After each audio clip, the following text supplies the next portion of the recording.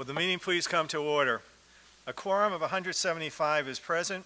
With your permission, we will waive the reading of the constable's return of the warrant. Welcome to Dover's 2019 Annual Town Meeting. The fire chief reminds us that there is no smoking in the building and no sitting in the aisles or on the stairs. Please place your cell phone in airplane mode or turn it off. A few years ago, we had a problem with our PA system because of interactions with cell phones. Throughout the auditorium tonight, and as you entered the building, you saw 20 or so residents with name tags and orange bibs on. These individuals have been designated by the town clerk to help ensure that the smooth running of tonight's meeting will occur. As the evening progresses, please follow their instructions and give them your attention. Non-voters and non-residents are welcome to attend our town meeting, but they should be seated in the area designated to my left or in the area designated in the cafeteria. Our guests tonight include State Representative Denise Garlick. Thank you, Representative Garlick, for your service to Dover.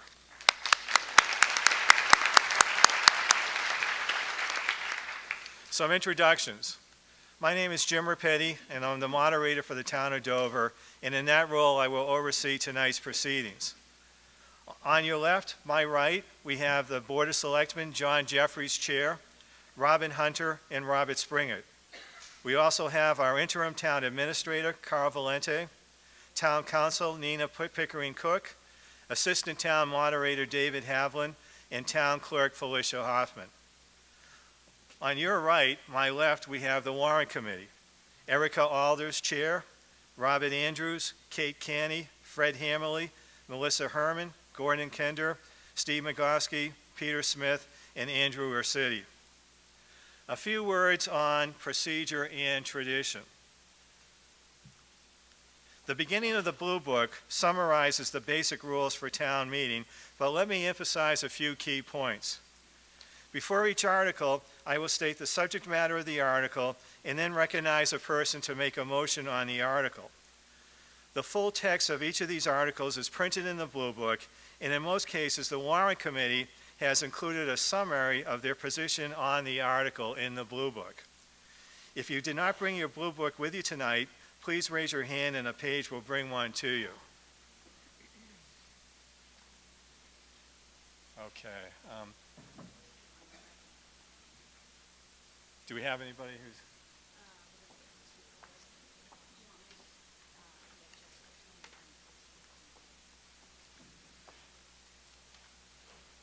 You can rest your arms for a second.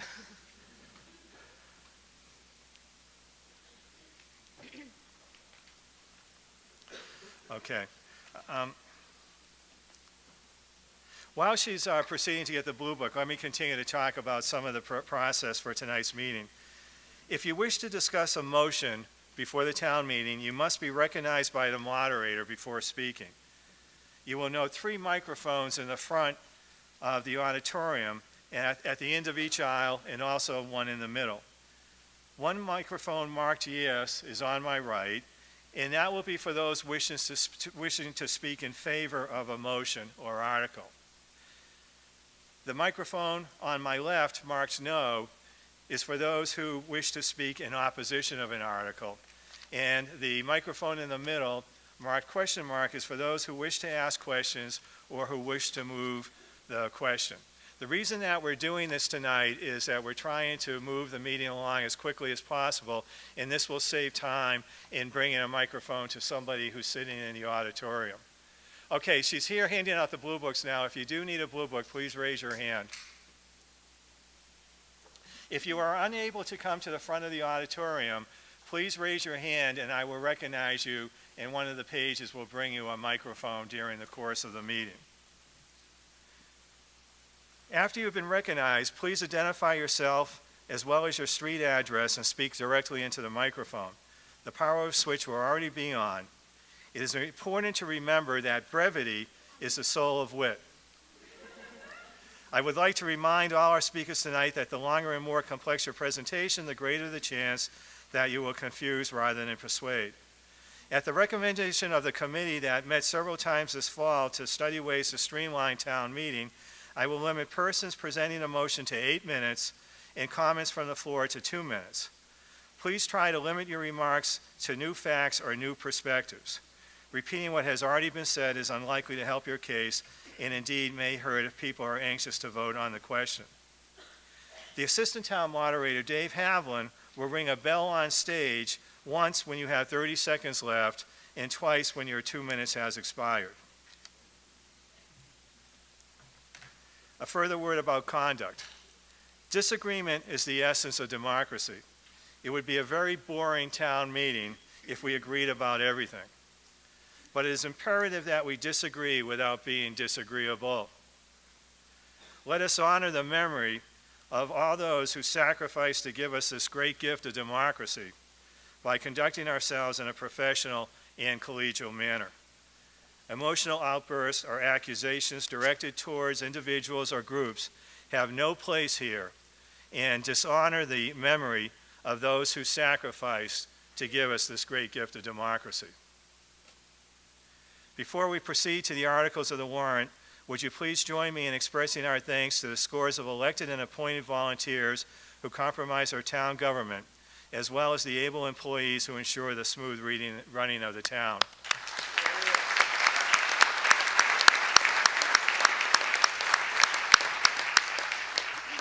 Tonight, I would like to especially remember Dover citizens who contributed to Dover's government and passed away since the last annual town meeting. Bob DeFusco, Pam Kunkemuller, and Ken King. We mourn the passing of these neighbors, and we are grateful for the difference they made in the life of our town. As I mentioned, democracy is a wonderful prize that has been preserved through the sacrifice and efforts of millions of our citizens. Let us take a moment to silently recognize those who are putting themselves in harm's way at this very moment in service of our country. A moment of silence, please. Thank you, and may God bless America. Before we begin tonight's proceedings, it is customary to recognize the chairman of the Warrant Committee for a few remarks. Ms. Alders. Good evening. I'd like to thank members of the Warrant Committee for their thoughtful and diligent efforts this year. They have committed many long hours to reviewing documents, attending meetings, and poring over budgets in preparation for tonight. I am grateful for everything they have done. I would also like to express my gratitude to our elected officials and members of town governments and committees and their representatives who've worked with the Warrant Committee to prepare for tonight's meeting, and to all of you for attending.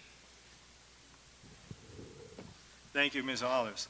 It is also customary to recognize the chairman of the Board of Selectmen, Mr. Jeffries. Mr. Moderator, ladies and gentlemen, thank you for your attendance this evening.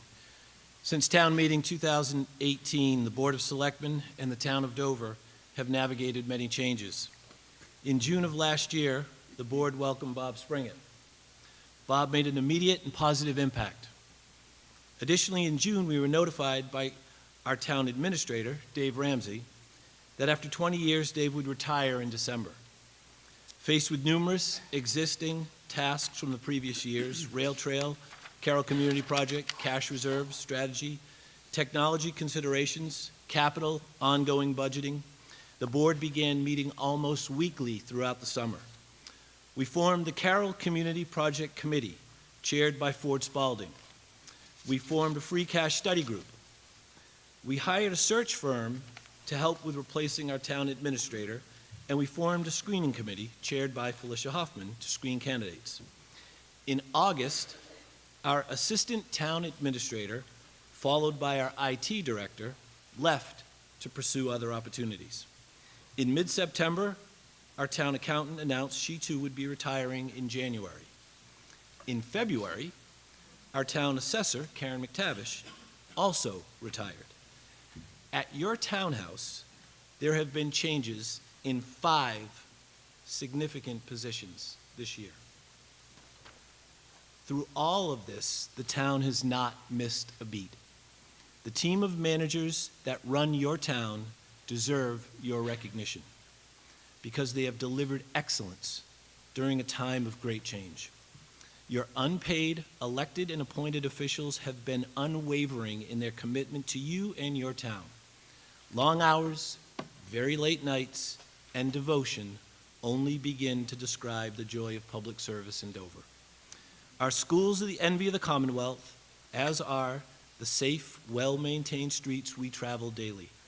The preservation of open space makes Dover one of the most beautiful towns in the Commonwealth. Before we begin, the Board of Selectmen would like to publicly thank our assistant, Mrs. Mona DeShillo, for the tremendous job she did running our lives and managing our office by herself for most of the year. Finally, the board wishes to recognize and thank our interim town administrator, Mr. Carl Valenti. In December, the board interviewed interim candidates, and we unanimously selected Carl. Simply put, Carl has been amazing. He has managed Dover to the standards that former Administrator Dave Ramsey, Selectman Carol Lisbon, Jim Dolly, Candace McCann, and the selectmen before them established. Carl, we thank you.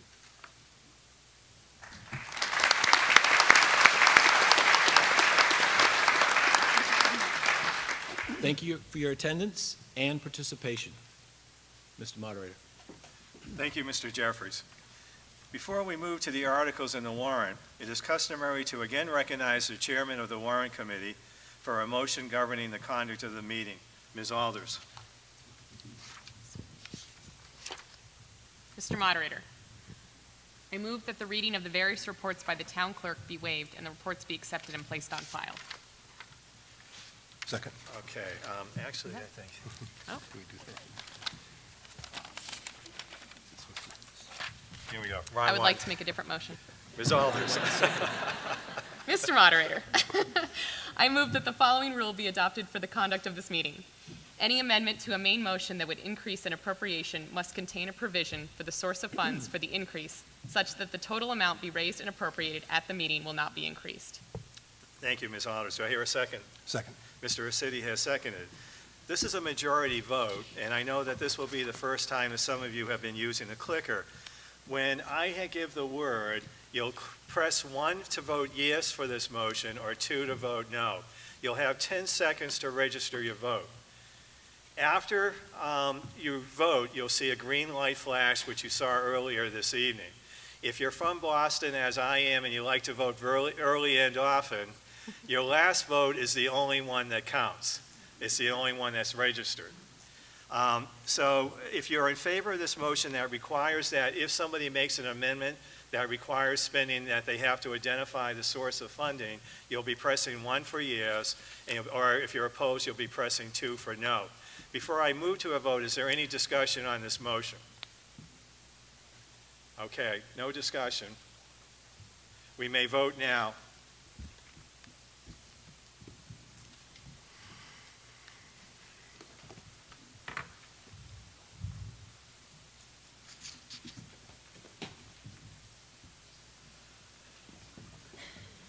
The motion carries 172 to 8. Okay, now we move to Article 1, which is to hear or act on committee reports. Ms. Alders. Mr. Moderator, I move that the reading of the various reports by the town clerk be waived and the reports be accepted and placed on file. Thank you, Ms. Alders. Do I hear a second? Second. Thank you. Again, for voting on this motion, to act on the various reports of the various committees. If you're in favor of this motion, you'll be pressing 1. If you're opposed, you'll be pressing 2. Before we vote, is there any discussion on this motion? No discussion? You may vote now.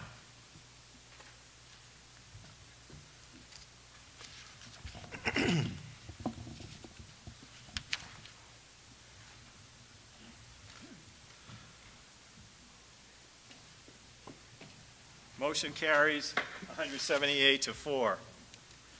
Okay, moving along now to a motion that's to be read before Article 2 for a consent agenda. Ms. Canny. Mr. Moderator, I move that the following articles be dismissed. Articles 6, 7, 12, 13, 14, 20, and 21. Thank you, Ms. Canny. Do I hear a second? Second. Thank you, Mr. Hammerly.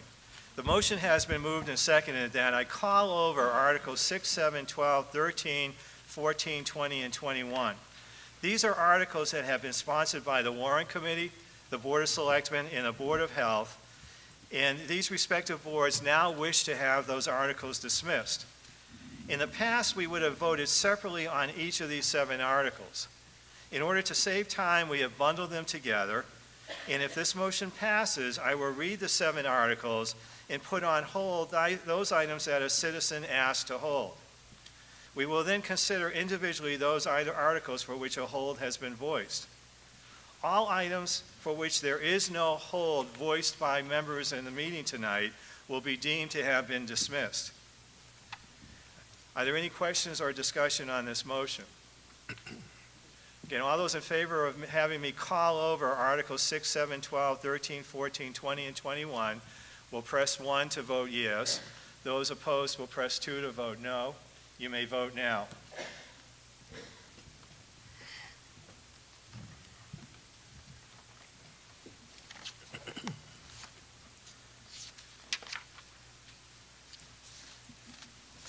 Motion carries 173 to 10.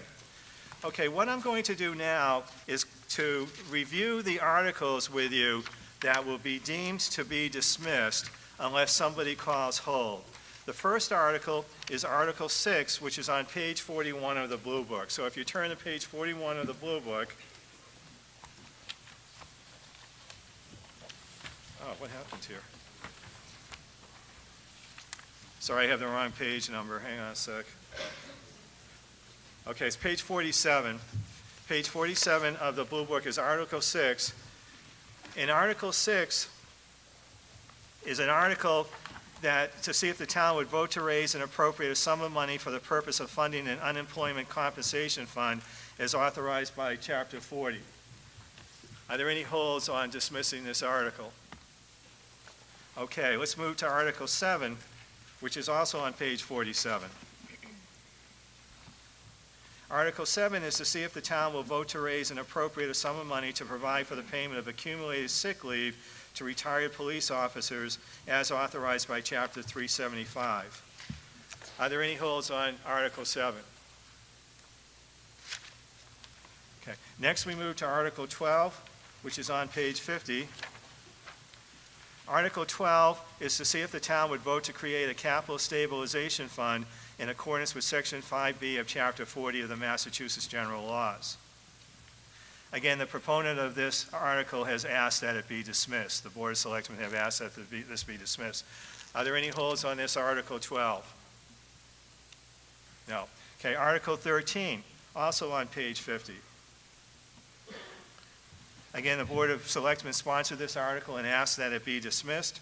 Article 13 was to see if the town would vote to create and raise and appropriate a sum of money for a land preservation stabilization fund in accordance with Section 5B of Chapter 40. Are there any holds on the dismissal of Article 13? Okay, Article 14, bottom of page 50. Again, this was sponsored by the Board of Selectmen, and they've asked that it be dismissed. This article was to see if the town would vote to raise and appropriate a sum of money for the purpose of supplementing the town of Dover Stabilization Fund in accordance with Chapter 40, Section 5B. Any holds on Article 14 to be dismissed? None. Okay. Article 20 on page 53, towards the bottom of the page. This was sponsored by the Warrant Committee, and the Warrant Committee has asked that this be dismissed. It was to see if the town would make supplemental appropriations to be used in conjunction with money appropriated under Article 4 of the warrant for the 2018 annual town meeting. Are there any holds on dismissal of Article 20? Okay, Article 21, bottom of page 53, carrying over to page 54. This was sponsored by the Board of Health, and they've asked that it be dismissed.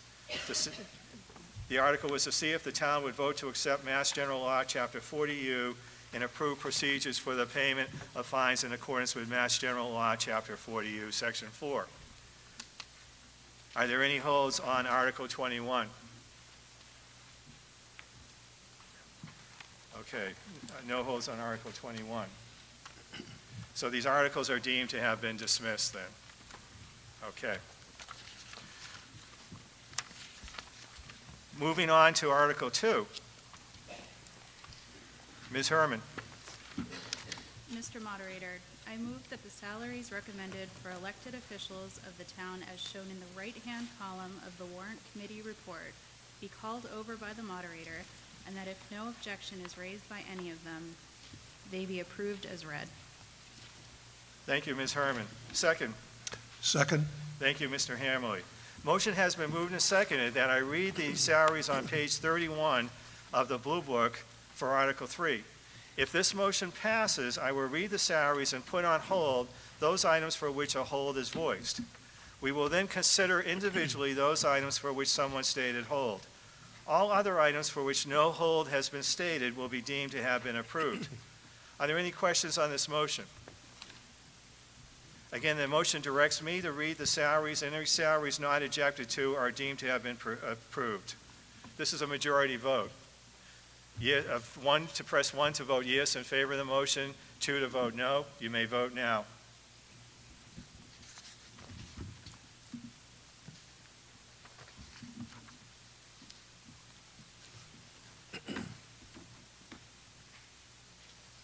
Okay, motion carries 172 to 5.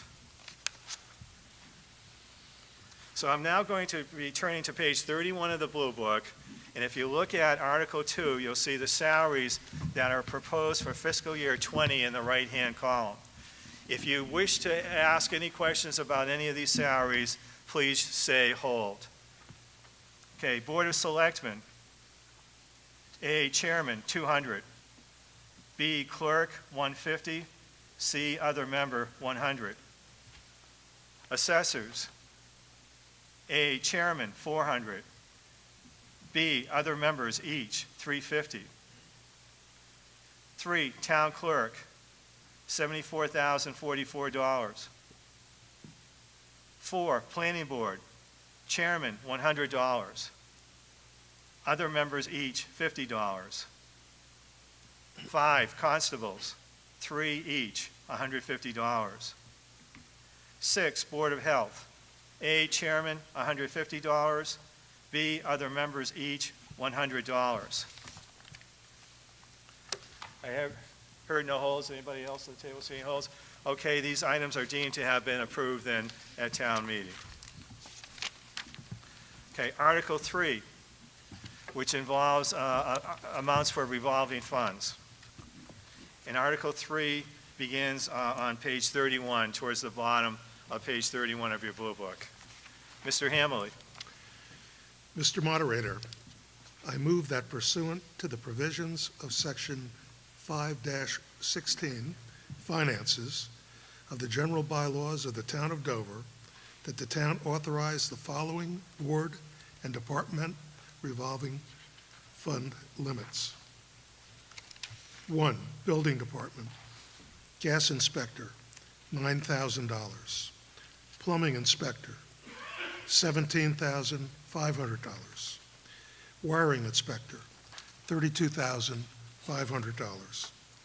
2, Board of Health, Perk and Deep Hole Inspection and Permitting, $40,000. Septic Inspection and Permitting, $50,000. Well Inspection and Permitting, $20,000. Swimming Pool Inspection and Permitting, $10,000. 3, Library, Materials Replacement, $5,000. 4, Council on Aging, Senior Activities and Transportation, $35,000.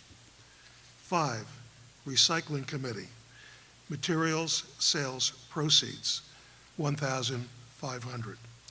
And further, that the fees charged for these services be credited to the respective accounts, and that the aforementioned boards or departments be authorized to make expenditures from the respective accounts and for their respective purposes up to the amounts set forth above. Thank you, Mr. Hammerly. Do I hear a second? Second. Thank you, Ms. Herman. If you would like to comment on this article, please come up to the stage, to the microphones, or if you're not able to come to the stage, please raise your hand. Is there any discussion on this article? This is a majority vote If you're in favor of this motion, you will press 1 for yes, 2 for no, and you may vote now.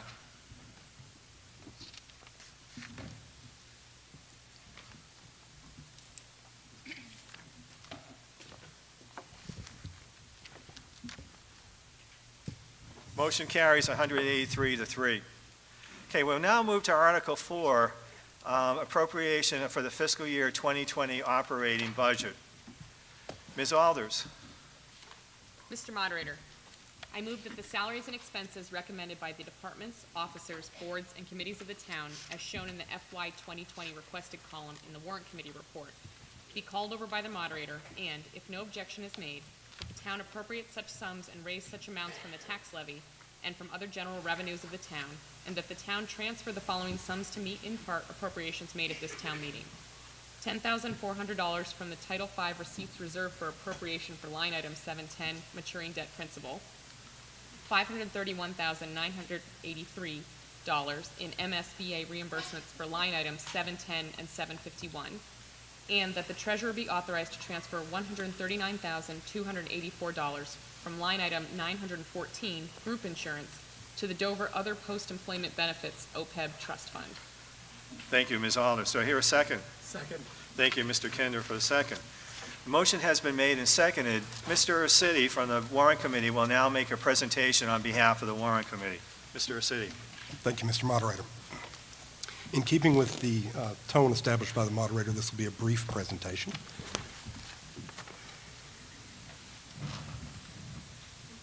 Maybe more brief than we've expected.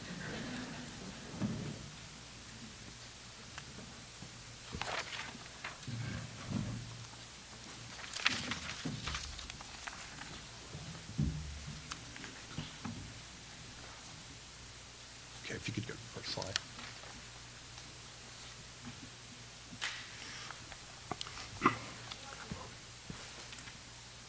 Can everybody see that okay, or do we need to dim the lights?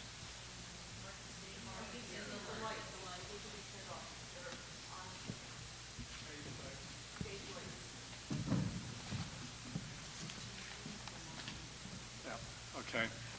If somebody is working on the lights, it looks like the lights that are up here are casting a shadow onto the screen. It's the row of lights that is above the fourth row. Oh, thank you, sir.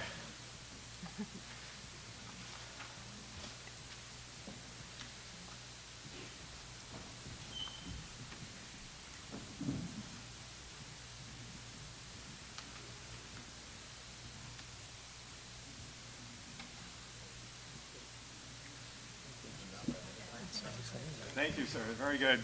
Is this okay? Yep. Is it better? Thank you. Okay, without further ado. So the slide that we have on the screen here depicts the FY 2019 budget, just the Article 4 operating budget, as approved at last year's town meeting, against the FY 2020 budget that we're asking for approval of this evening. As you can see from the summary numbers on the slide, the amount of the change between the two budgets is a little over $500,000, or 1.5%. That's primarily made up, as we have it classified here, with the three largest expenditures grouped for the town, between the Dover schools, the Dover-Sherburne share, or Dover share of the Dover-Sherburne regional schools, and the town departments.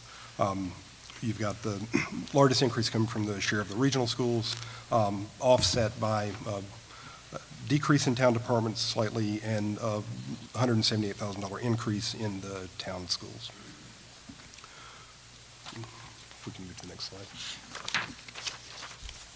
So we have the increases and decreases broken out further for FY20 on this particular slide, and it just shows line over line what the increases and decreases were.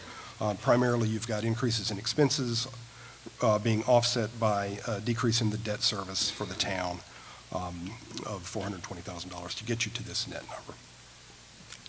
Next slide. And again, this is a further breakdown on the FY 2020 expenditures. Again, as mentioned, the primary drivers are the Dover schools and Dover-Sherburne share of the regional schools. But then there is some further breakdown of the individual town departments, where you see protective services, insurance and pension, general government. So on the left, those are the particular line items that will receive a lot of attention here in a moment as the moderator calls out each one of them for your approval.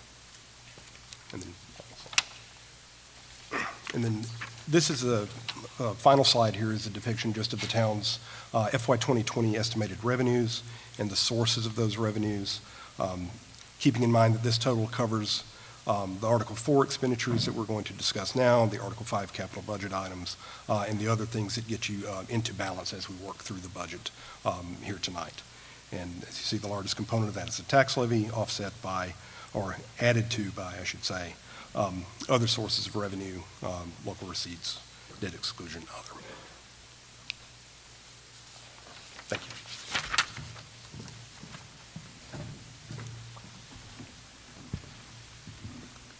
Thank you, Mr. Ursitti. Again, the motion has been made that I read the budget items that begin on page 31 of the Blue Book for Article 4, and that if somebody has a question as I'm reading through the items, they simply state hold, and we'll come back to that particular item for additional discussion. If no holds are stated for the particular items in the budget, then those items are deemed to have been approved. So if you're in favor of this motion, you'll be pressing 1 for yes. If you're opposed, you'll be pressing 2 for no. And you may vote now.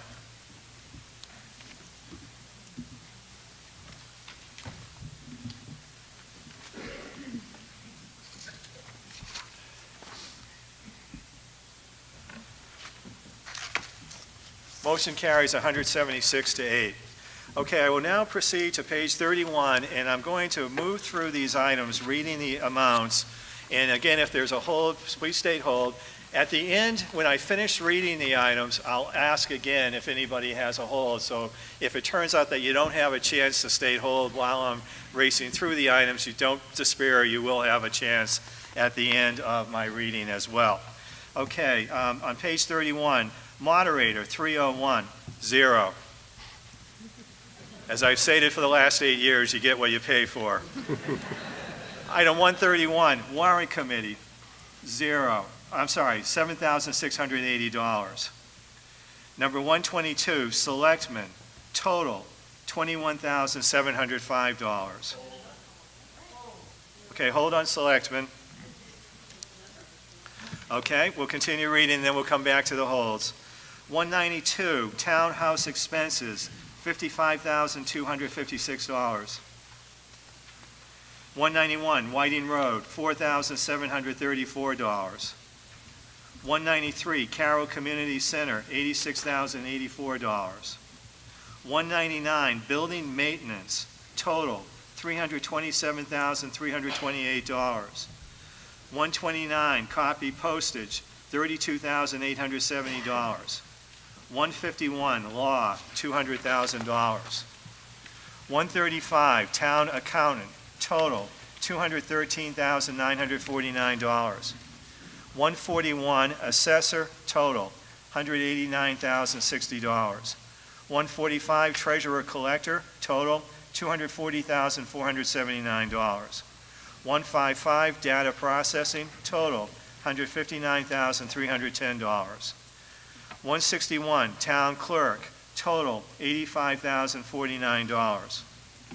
162, election registration, total, $67,884. 175, planning board, total, $68,774. Number 411, engineering, total, $105,513. Moving to protection of persons and property, number 201, police, total, $2,122,394. 299, protective agency building, requested for fiscal year 2020, $76,323. 292, animal control, total, $28,774. 220, fire, total, $592,873. 231, ambulance, total, $224,900. Building inspector, total, $126,123. 291, emergency management, total $1,116. 171, Conservation Commission, total $104,268. 176, Board of Appeals, total $4,202. 294, Care of Trees, total $112,599. 295, Tree Committee, $2,500. On to page 38. 433, Garbage Disposal, total $19,848. 439, Solid Waste, total $355,927. 450, Town Water, total $29,005. 519, Board of Health, total $90,220. Highway and Bridges, 422, Maintenance, total $782,814. 423, Snow and Ice, total $420,000. 424, Street Lighting, $12,489. 425, Town Garage, $79,308. 428, Tarvia Patching, $275,000. Other public agencies, 194, Energy Coordinator, 0. Cemetery, number 491, Cemetery, total $120,957. 541, Council Aging, total $164,737. Number 610, Library, we're now on page 40. 610 Library, total $671,126. 650 Parks and Recreation, total $430,827. 152 Personnel Committee, 0. 178 Dover Housing Partnership, 0. 195 Town Report, $6,000. 453 Veterans, total $2,000. 691 Historic Commission, $1,250. 692 Memorial Day, $3,000. On to page 41. Workers' Compensation, $110,980. And that was number 912. So 912 Workers' Compensation, $110,980. Number 914 Group Insurance, $2,491,324. Number 916 Medicare FICA, $197,160. 950 Other Insurance, $186,619. Pensions, 911 Norfolk County Retirement, $1,421,027. Schools, 600 Dover School Operating, $10,616,354. 601 Dover Share Regional Operating Assessment, total $12,507,703. On to page 42. 602 I'm sorry, was there a hold? Okay. 602 Minuteman Vocational, $74,285. 604 Norfolk County Agricultural High School, $6,000. Maturing debt and interest, number 710, maturing debt principal, $1,005,400. 751 maturing debt interest, $193,350. 759 bank charges, $4,000.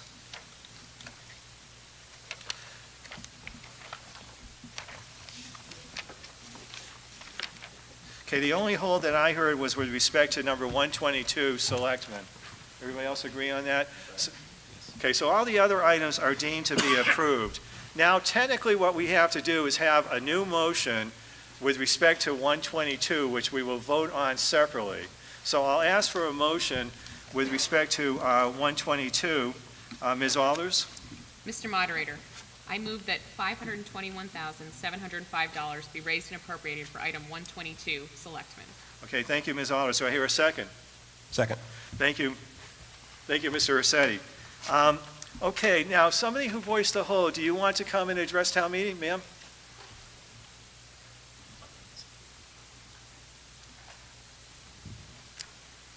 And Bonnie, I'll need you to state your name and address. Yeah, that should work, yes. Bonnie Akins, 18 Greystone Road. I have a question about this budget. First of all, it is the greatest percentage of any budget in all of Article 4 by quite a lot. It's 35.5% increase. And secondly, salaries are $100,000 greater than that which was presented at the open hearing a few weeks ago, and $50,000 greater for expenses than was presented at the open hearing only a few weeks ago. So I would like an explanation about why such a big increase, and number two, about how come it wasn't available at the open hearing.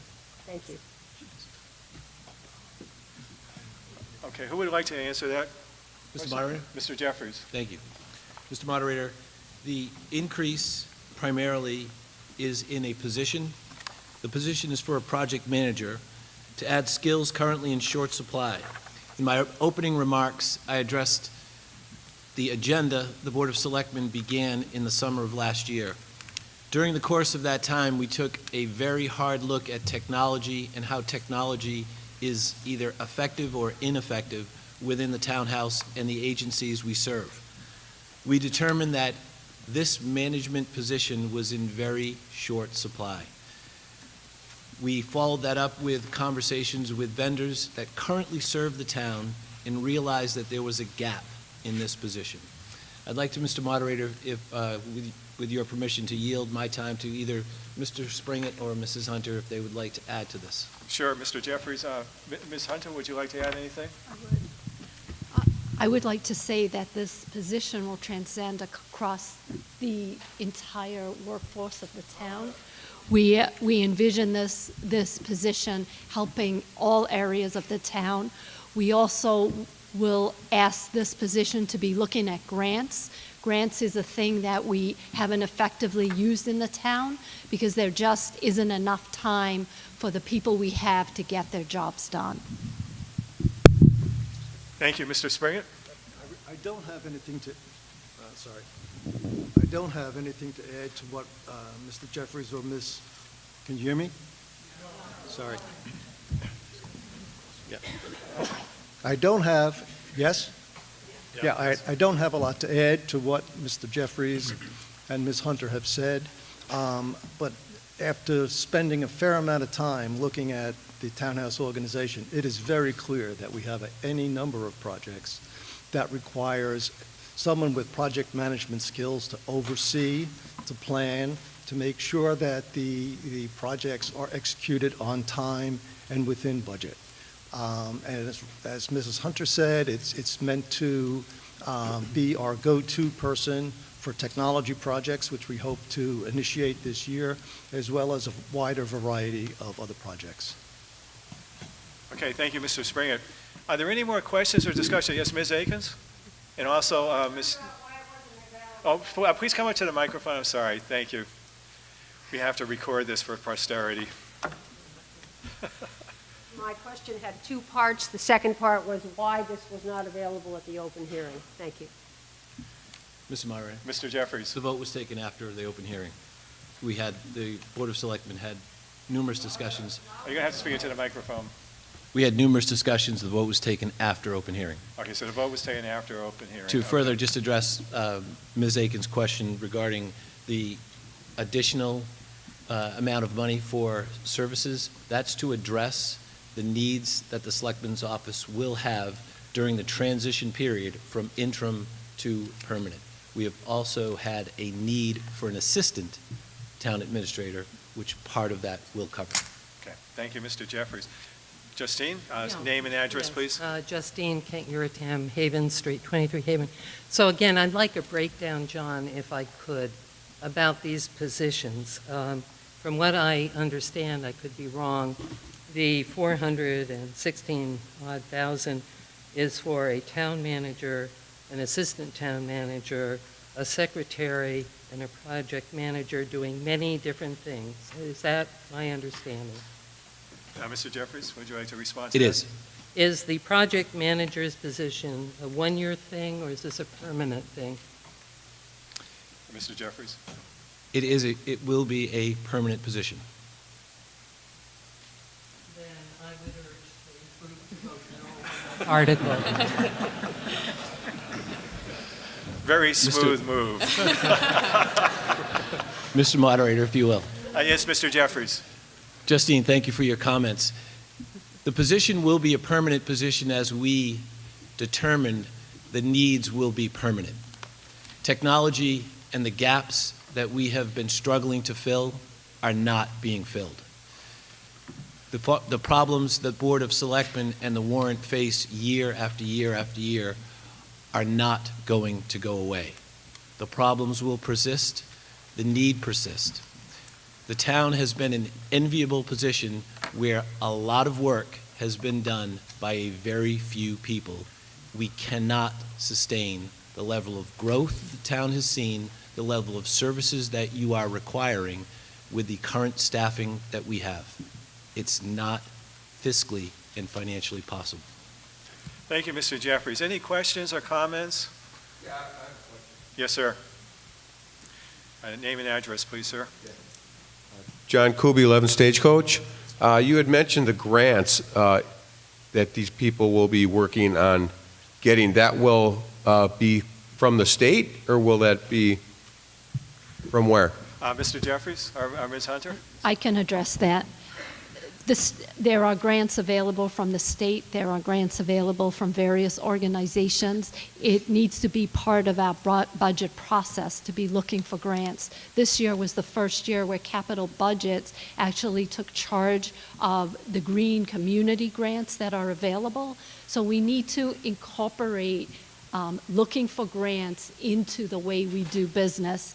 And right now, as Mr. Jeffries had mentioned, we just don't have enough people to conduct the day-to-day business of the townhouse. So then them applying for these grants will kind of pay for themselves as far as their salary goes? Well, the salary isn't directly related to the grants. Grants are available for various kinds of projects that we may embark upon. So obtaining grants will reduce the overall cost to taxpayers. Just like with green communities, applying for the grants allow us to use those funds to purchase certain replacements that we were going to purchase in any event. Right, and as it stands now, you just don't have the time to apply for the grants. We try to. There are many more available to us. Right, I understand. Thank you. Thank you, Mr. Kuby. Any further questions or discussion? So again, a motion has been made that we approve the budget request for line item 122, Selectmen, total $521,705. This will be a majority vote. If you're in favor of the motion, press 1 for yes. If you're opposed, press 2 for no, and you may vote now.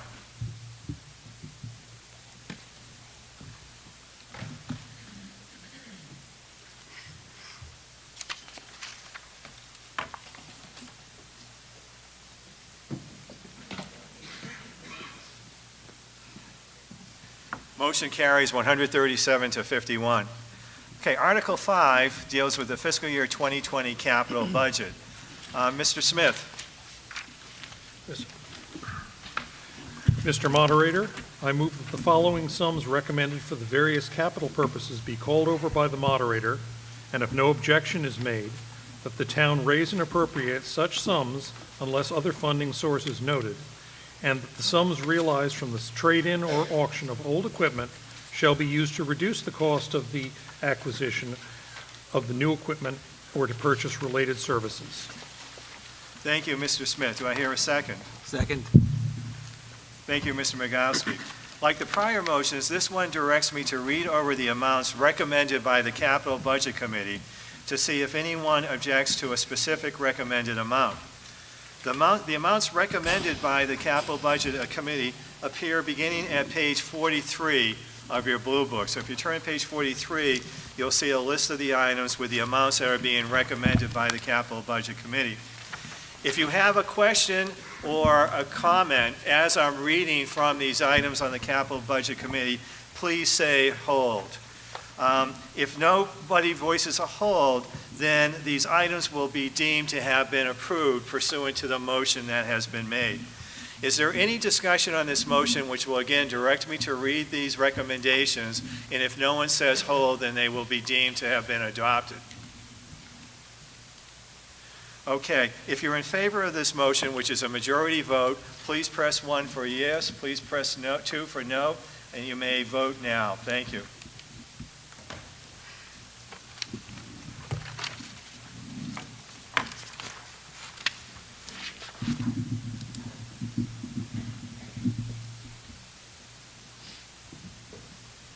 The motion carries 182 to 7.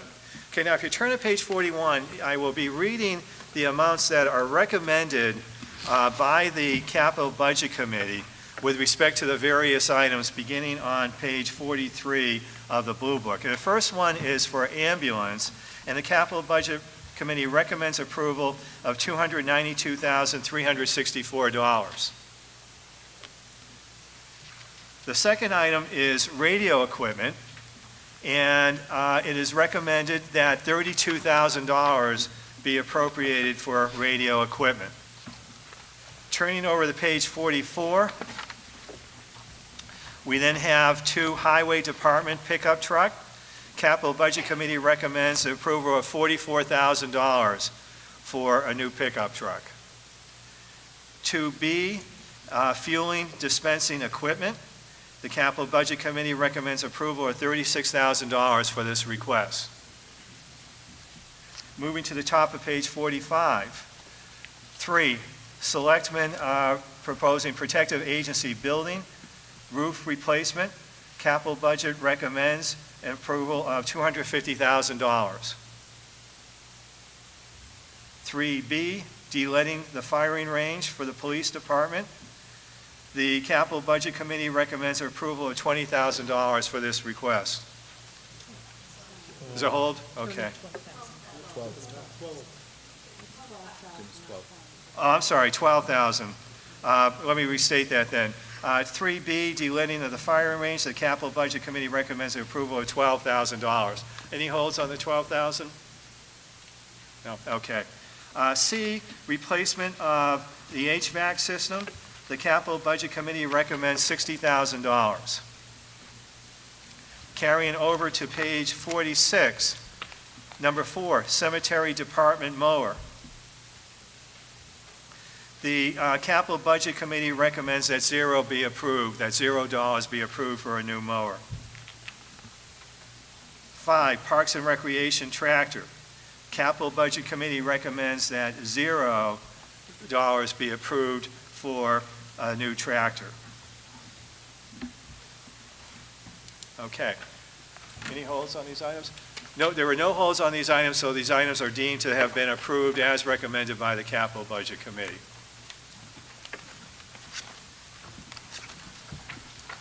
Okay, we're now going to jump ahead.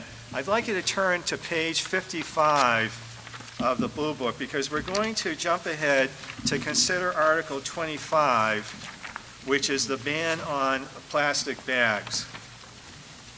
And the reason that we're doing this is that students from the Dover-Sherburne Middle School have been working on this proposal and are going to make a presentation tonight. And since this is a school night, we wanted to make sure that they got home to do their homework. So we will be moving to Article 25, and this is a citizen's petition. So I'm going to ask Dr. Kuby to make the motion for this ban on plastic bags. Dr. Kuby?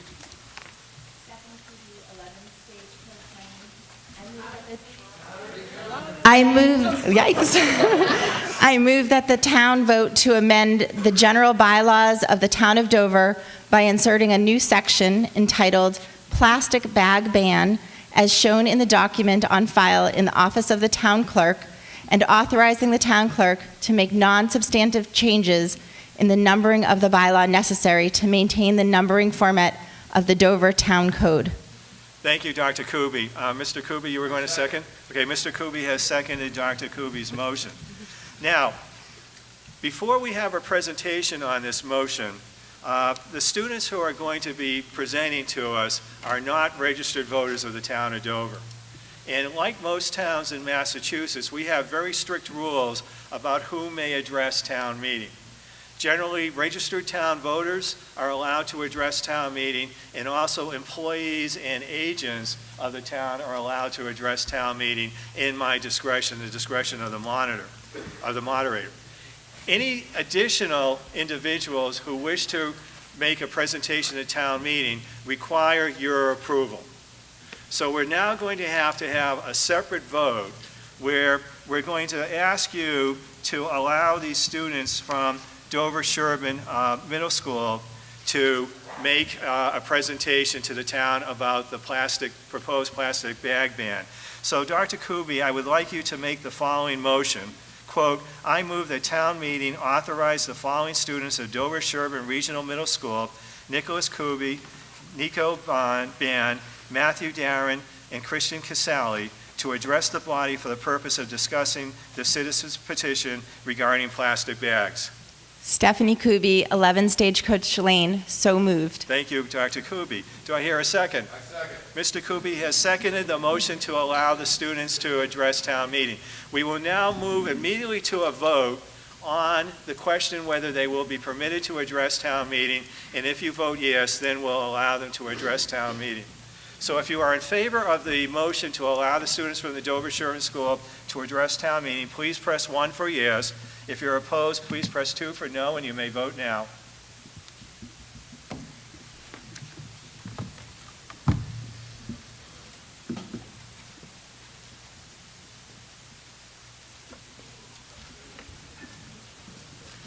Okay, the motion carries 176 to 15.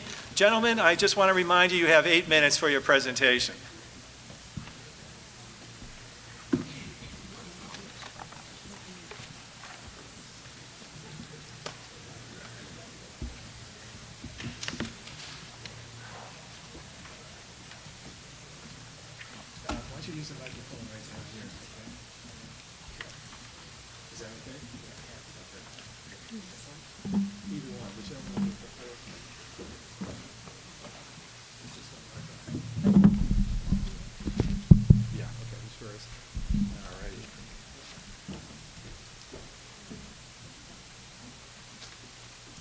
So we are doing a plastic bag ban in Dover.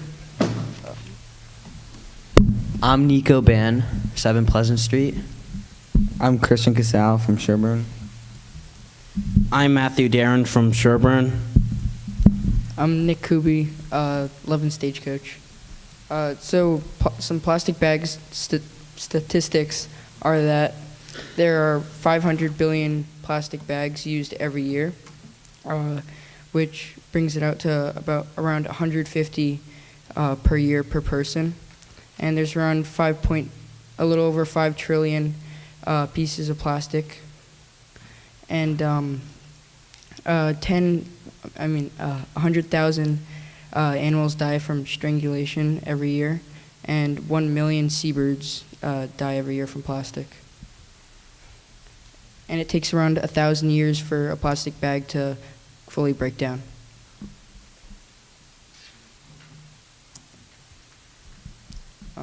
Plastic bags are bad for the environment. They pollute our water. They're made from non-renewable resources such as petroleum. They contribute to climate change because for every 9 plastic bags made, it's the same as driving your car a half mile down the road. And there's a lot of plastic found in the Charles River. Plastic bags are not recyclable because on the way to the recycling centers, they collect a lot of dirt and get tied up in other recyclables. And therefore, at the centers, they have to be thrown away with everything that is inside them. So it is better to just throw them in the trash.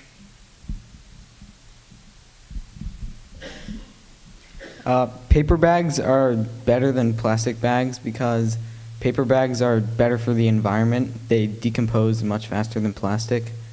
They're made from sustainable tree farms, which means that for every tree they cut down, they plant a new one. And they're recyclable easily. Reusable bags are the best option you could use, like this.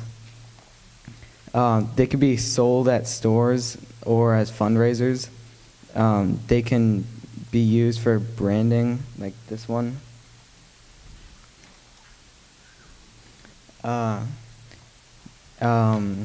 They could be sold at, they're washable, and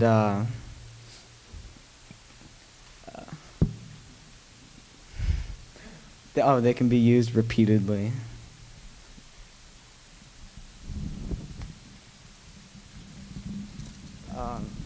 So this is some garbage we found in Dover.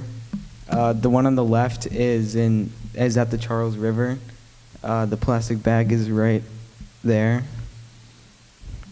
The second picture is in Chickering, and the plastic bag is in the tree. And then the third one is at the Salwin Museum, and there's a plastic bag in that bush. All right, so plastic bags are dangerous to wildlife on land and sea. Tens of thousands of animals die every year from eating plastic bags. In the oceans, plastic bags are mistaken for jellyfish. On land, birds get caught in the plastic bags and other animals eat the plastic bags and choke on them.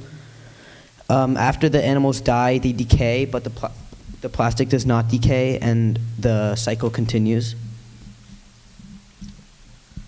So Dover would not be the first town to ban plastic bags in Massachusetts. In fact, over 40% of the population, nearly 100 cities and towns in Massachusetts, have banned the use of plastic bags. Locally, Needham, Wellesley, Natick, Newton, and Medfield have all banned plastic bags. Many believe that the state may ban plastic bags soon. We believe Dover should be progressive and make a statement before that happens. We are fighting for our collective future and the future of the earth. We have gained a lot of support for this article. As a Dover Selectman, the Warrant Committee and the Recycling Committee have all supported it. And Representative Denise Garlick and Senator Michael Rush have also supported this article. So on the left picture, we met with Denise Garlick. In the middle one, we went to this park to pick up trash that we found. In Carroll Park.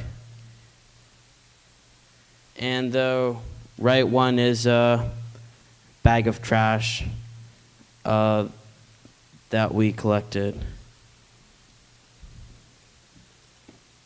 Please vote in favor of article number 25. Okay. Thank you, gentlemen.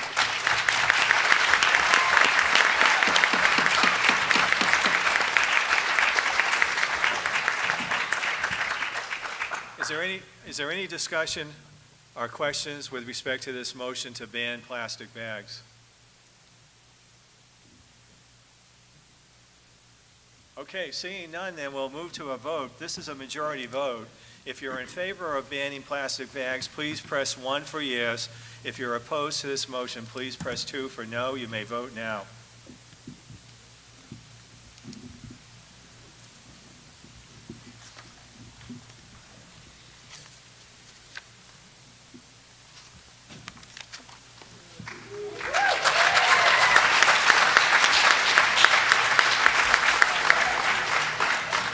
Okay, the motion carries 164 to 32.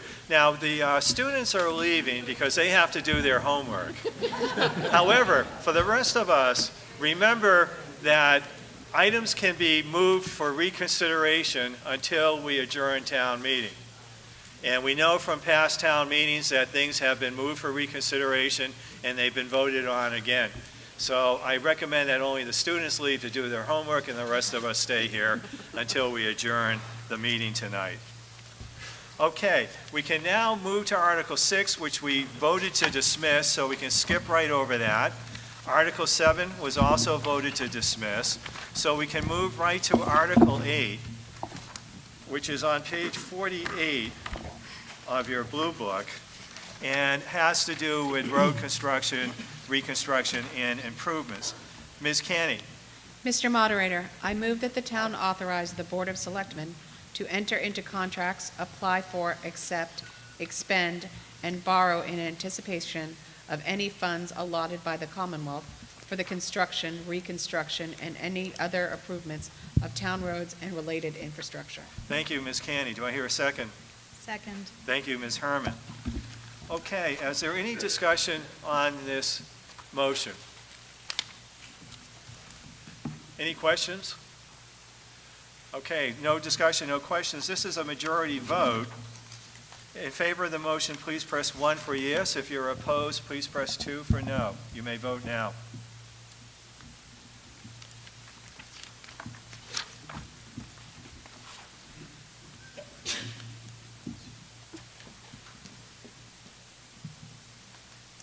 Motion carries 171 to 5. Article 9, appropriation to Conservation Fund. Mr. Andrews.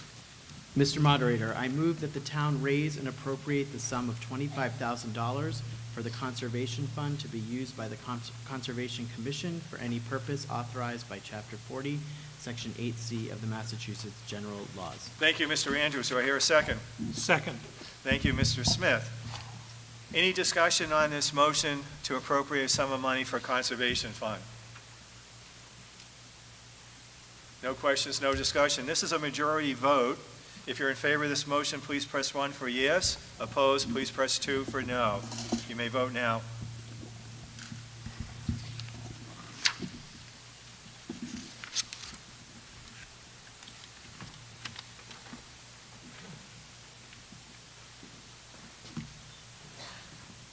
Motion carries 163 to 14.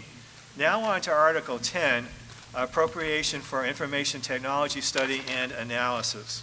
And Article 10 is on page 48 also of your blue book. Mr. Rossetti. Mr. Moderator, I move that the town raise and appropriate the sum of $250,000 to be expended by the Board of Selectmen for the purpose of undertaking a study of the town's information technology systems, including hardware, software applications, and network, and implementing the first phase of recommendations from such study. Thank you, Mr. Rossetti. Do I hear a second? Second. Thank you, Ms. Canny. Mr. Springer, I believe you're going to make a presentation on this article? Yes, that's correct. I'll get the microphone closer, Bob. I got it. Thank you. Yes.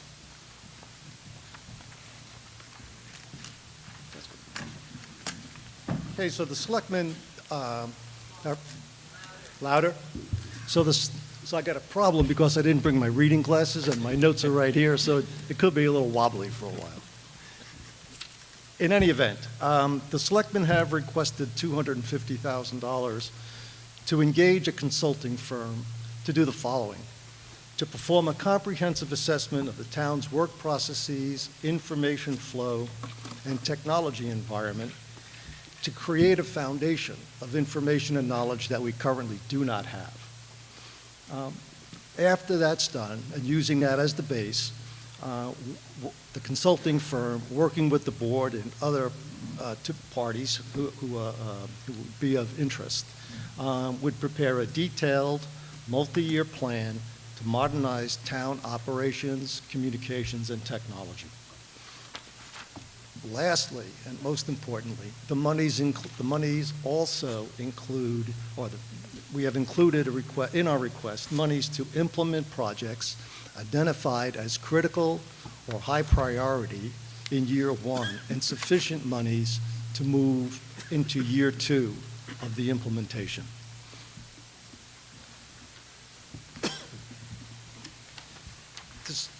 To support this multi-year initiative, the board has been working to create a technology advisory board made up of 3 residents who have the expertise in a broad array of technology disciplines, as well as people from the townhouse,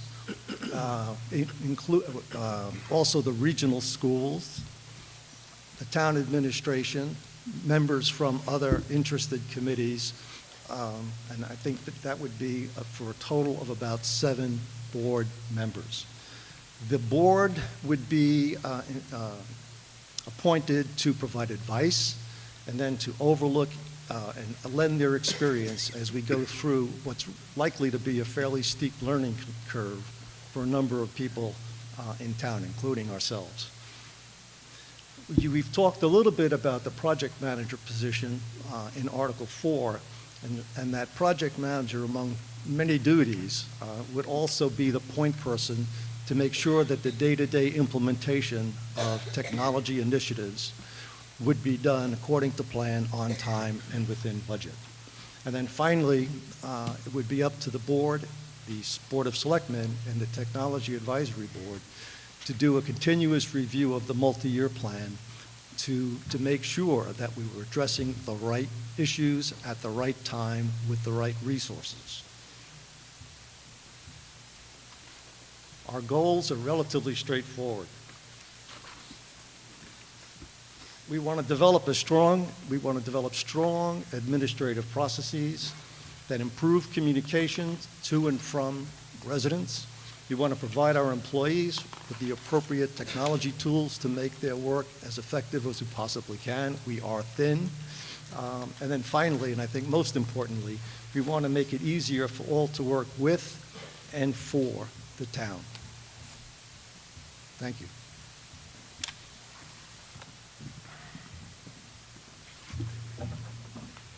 Thank you, Mr. Springer.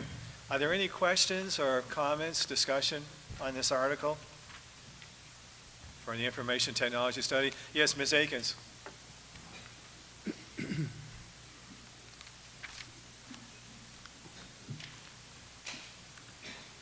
Bonnie Aiken, 18 Greystone Road. Who gave you the advice to come up with $250,000 for a study that has a little bit of technology in it? I'm just bowled over by that number. We started discussing the technology initiative, as Mr. Jeffries had said, earlier in July. Toward the end of the year, in December, we met for a second time with a particular consulting firm who we had met at the Mass Municipal Association meeting.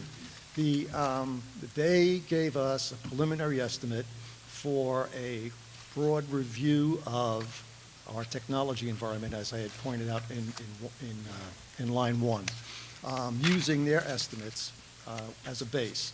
Subsequently, and after open hearing, Mr. Valenti and I met with 3 other service providers, consulting firms, and each of those, I went over with each of those the monetary amounts that was requested.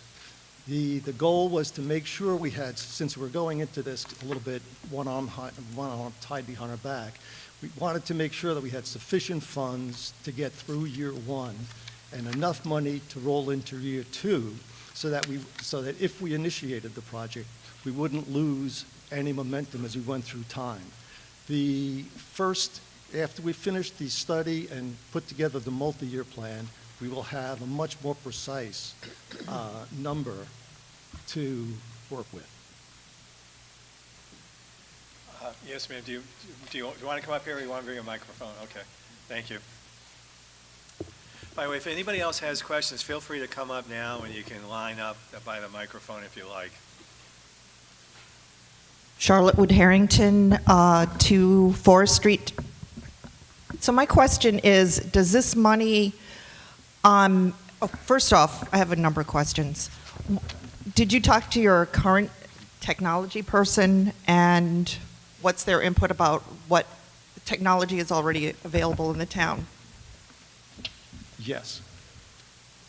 Okay, so... But we should come back. On the technology that we have in town, our technologist works primarily to do end-user support for the people in town, network management that goes on, and troubleshoot. To give you an idea of where the time goes, we had 2 other projects that were listed to be done in this fiscal year, a conversion of our email system to Gmail and an upgrade in our website to a new website development. Because of the amount of time our our technology person spent basically putting out fires. We had, just in the last month, we had two sort of hacks and malware issues that took us offline for a number of days. We just haven't been able to move forward. Okay. Does this money also include educating people on the new systems? Yes, part of the whole strategy, and again, going back to the Technology Advisory Board, is to be able to go from identifying need, gathering the resources, putting the technologists in place, and then putting the support systems that would need to be in place in order to train staff appropriately. So it should be the whole suite, yes. Thank you, ma'am. Sir? I'm Fred Rees, 25 Yorkshire Road. Going back to the beginning here, what is the origin of this? What is the problem that we're trying to address, and how was it ascertained that that's a problem? Well, right now, because of the way the town itself is structured, we have a sort of a townhouse operation, and each of the independent boards and commissions also have also run their, can you hear me? Also have, do their own technology. So we're a little bit balkanized that way. But we have, and so we have real concerns about whether or not as a town we are in compliance with all of the rules that we should be in. We are, as I mentioned, we've had some breaches of security. So, and it cost us about a week's worth of work or more. So we have real questions about that. And we know that we're not all on the same versions of software. So we have different versions of like Microsoft Office running in different places. So there's a lot of administrative work that needs to be done. On top of, we know we have an aging infrastructure that needs to be addressed. Thank you, sir. Any other questions? Yes, sir. Name and address, Scott. Scott Hughes, 18 Mill Street. Wouldn't it make more sense to delay until the new project technology manager is hired for his or her recommendation? And my second question, is it $250,000 for both years? You mentioned multi-year project. Yes, the money should span more than 1 year, definitely into 2 years, and there are some people on the board who hope it would get into the third year. So it's a multi-year project, and the funding would support multiple years. Go ahead, Roy. And with respect to the first question, Mr. Springett? I'm sorry, could you repeat the first question, Sure. please? Wouldn't it make more sense, once the town has hired the new technology project manager, for he or she to make his or her recommendation after studying all the issues that you feel that need to be addressed once that person is hired? Mr. Moderator, Mr. Jeffries. Yes, Mr. Jeffries, go right ahead. The answer is yes. They happen simultaneously. That's why we're doing it now. To have one, you need the other. So if we're going to have a study, and the study is going to, and we're going to have a person to implement the study, that's the point, to have this at the same time. They will be simultaneous. John, you're looking at hiring someone who has the expertise to help advise the town, correct? Right. So starting July 1st, we want to have the Technology Advisory Board in place. We want to have the project manager in place. And we want to have, really, I'd love to have the consulting firm in place so we could literally, if we get approval, hit the beach running on July 1st, assuming it's a weekday. So, Robin Hunter, so to answer your question, this study needs multidisciplines, and the person we are bringing in is a project manager. That person is going to run or help run this project and other projects that are going to come up. There are multiple projects going on right now in the townhouse. For instance, we're trying to launch the new website. We need to update the Gmail system. In addition to that, we're trying to upgrade our accounting system. People have day-to-day jobs, and they can't take the amount of time that's necessary to make these projects successful. So this person that we're bringing in, the strength that we're looking for, the skill set that we need, is somebody that can help run all of these projects that are happening now and are going to continue to happen, because this is just the way you do business. What we need the money for the study is to bring in strategy consultants to help us put together a multi-year plan. You know, right now, the town employees do not have the tools that they need to do their jobs. If you take a look at other towns, their townhouses are open 24/7. People can go online, they can get licenses, they can apply for various things. That's where we believe the citizens of Dover want us to go. And to ask, you know, Bonnie Aiken said this is a study. That's exactly what we didn't want to happen. Because when you have a study, it would be a lot less money that we're asking for, but then we would be waiting another year to have the funds to begin to implement that. Right now, the people in the staff in the townhouse do not have the tools that they need to get their jobs done. We have various versions of Word, of Office. Computers don't talk to one another. That's what we're asking for money to give the town employees the tools that they need to get their jobs done. Robin, how is that $250,000 determined?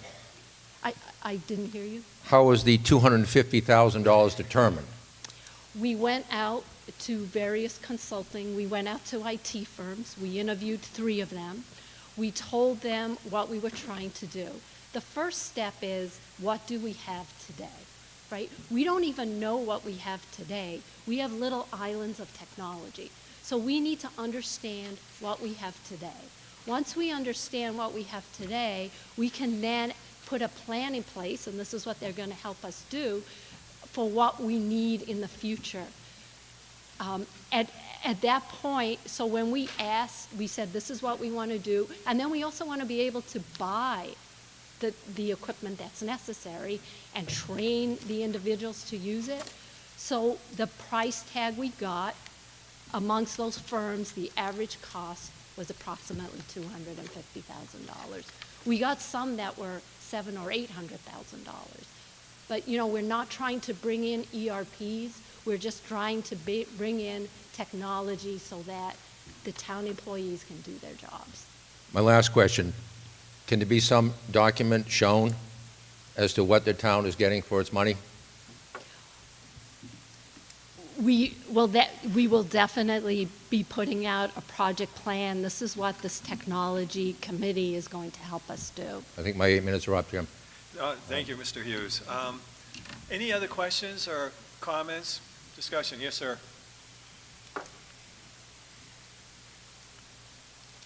Hi, Rick Nagy, 25 Grand Hill Drive. I'm all for what you're talking about in terms of getting everyone's software up to date, getting networks working with each other, not having multiple versions of Word running around. It seems to me like there are 2 groups of tasks that need to be done that are getting grouped together here. There's the upgrade our email system from something that's probably very old, and then there's figure out how to have a 24/7 online help desk. Have we considered doing 2 separate budgets, one for have more IT support to modernize existing systems in fairly industry standard ways, and a second one for research what should be the 2, 3, 4, 5-year vision of Dover's technology strategy? Well, I think the first thing we really have to do is, as Mrs. Hunter was talking about, we need to understand what we have. We need to understand where the cracks are in our current system, and we need to prioritize work that needs to be done. So sitting here tonight, we simply don't know. But I think the strategy that will, obviously will, as we get more information, as we lay out priorities, as we do this over time, I mean, it seems to make most sense. It certainly made most sense to the board to get one sum of money right now to do that work. As as we learn more and as we develop over time, it may make sense in the second or third year to parse. But right now, this is what made sense to us. Thank you, sir. Thanks. Are any other questions or comments? Okay, this is a majority vote. If you're in favor of $250,000 appropriation, you'll press 1 for yes. If you're opposed, press 2 for no, and you may vote now.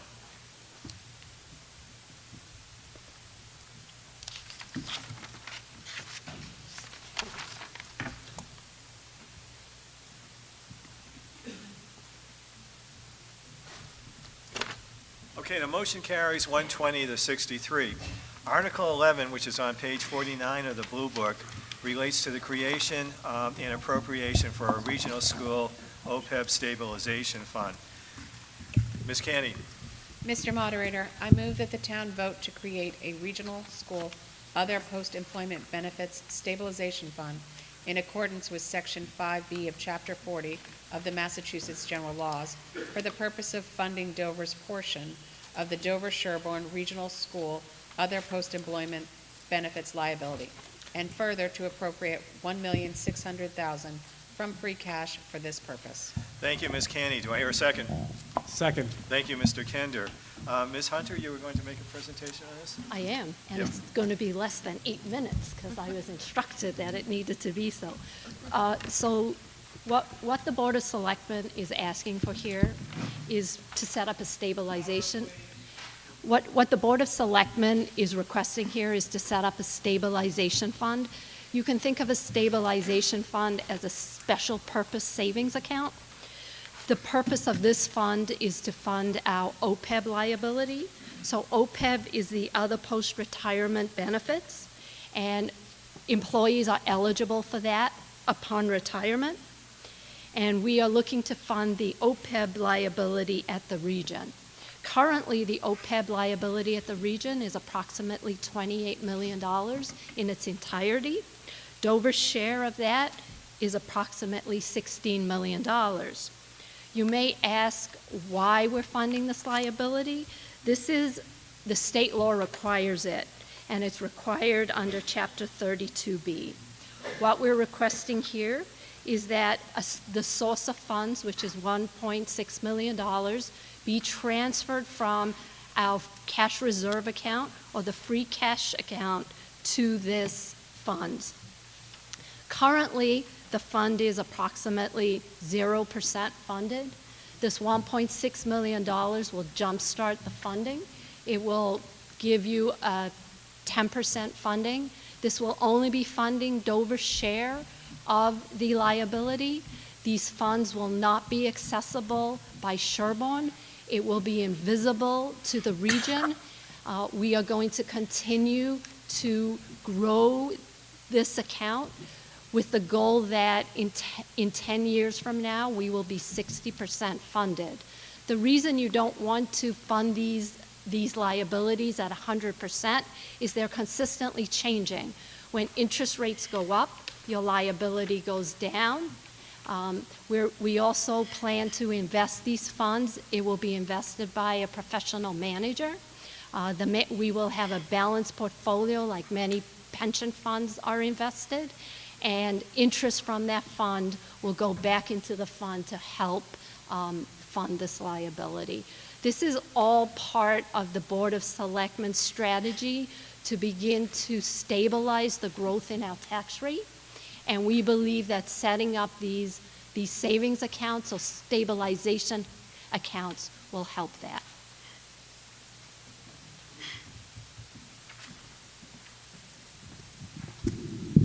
Thank you, Ms. Hunter. Are there any questions or discussion with respect to this motion to fund the Regional School OPEB Stabilization Fund? Yes. Sir, would you like a microphone, sir? Hang on a sec, Jeff. He'll bring it up to you, Jeffrey.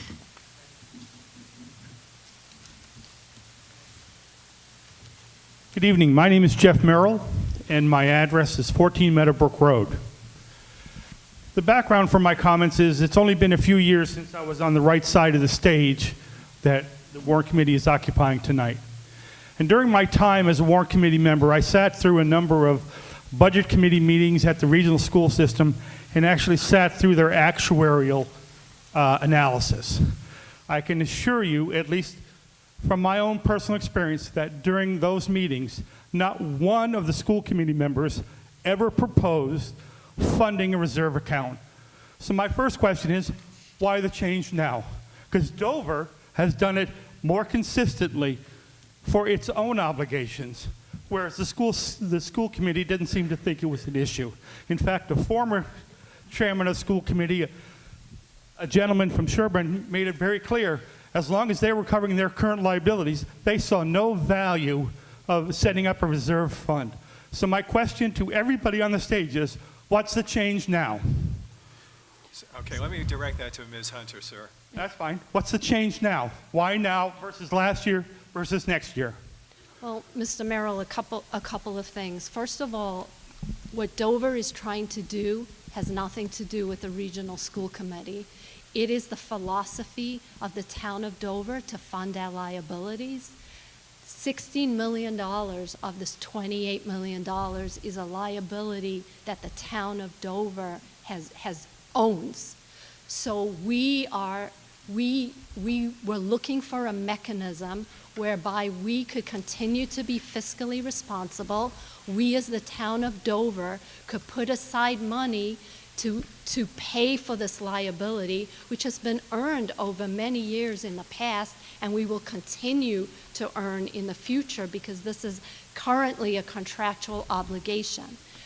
Also, the school committee, the regional school committee, has also begun to look at this liability seriously, and my understanding is that they have also taken $500,000 and funded and have begun to fund that liability. The laws have changed, and rating agencies are looking at how funded these liabilities are, and communities that don't begin or do not have a plan in place are going to find their ratings going down. So there has been a complete change in philosophy towards these. It used to be something that wasn't on the financial statements of municipalities or regions, and now it is, and people are taking responsibility to fund these liabilities that we own. So, related to that, is Sherburne following a similar path? Sherburne is not, but it doesn't matter what Sherburne does. I understand all that. Dover is responsible for 56.7% of this liability. Sherburne cannot have access to these funds. If the town of Dover at some point finds that the fund is overvalued, the funds can get returned to Dover's general account, and they only go to the region, when Dover needs to fund their share of the liability. What's the decision as to why this isn't an expense for the regional school system? I don't, as you know, the town of Dover and the town of Sherburne support the region. We pay, our tax dollars pay to fund the region.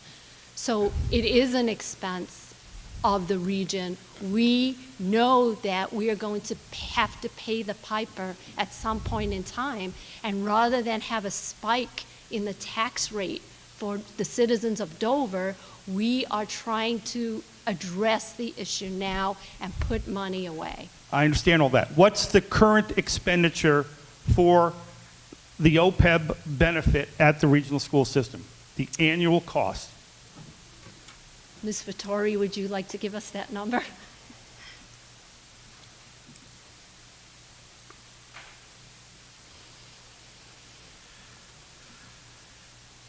Dawn Vittori, 11 Saddle Ridge, but also business administrator. We pay as you go right now at the region, and our annual expense is about a little under $750,000. Okay. You're proposing a $1.6 million contribution. How long do you think that's going to occur annually into the future? We will work with the actuary to try, our goal is to get us to 60% funding in 10 years from today. So that will require some additional amounts, just like the town did with its own OPEB liability. We have been funding $200,000 to $300,000 a year, and now we are at a 60% funding level. So we will do the same. If there is a year where the town of Dover cannot afford it, it's not a requirement. We aren't obligated to do it. This is just us being proactive, trying to fund a liability that is on our books that we are going to have to pay in the future. Mr. Merrill, you're about to run out of time. Why don't you wrap it up with one more question, sir? Is the investment fund that you're proposing to establish to be managed by the town's current investment manager, or are you going to be hiring somebody that is determined by the school system? Again, this has nothing to do with the school system. This is a town account. The town currently uses a professional manager for the OPEB fund.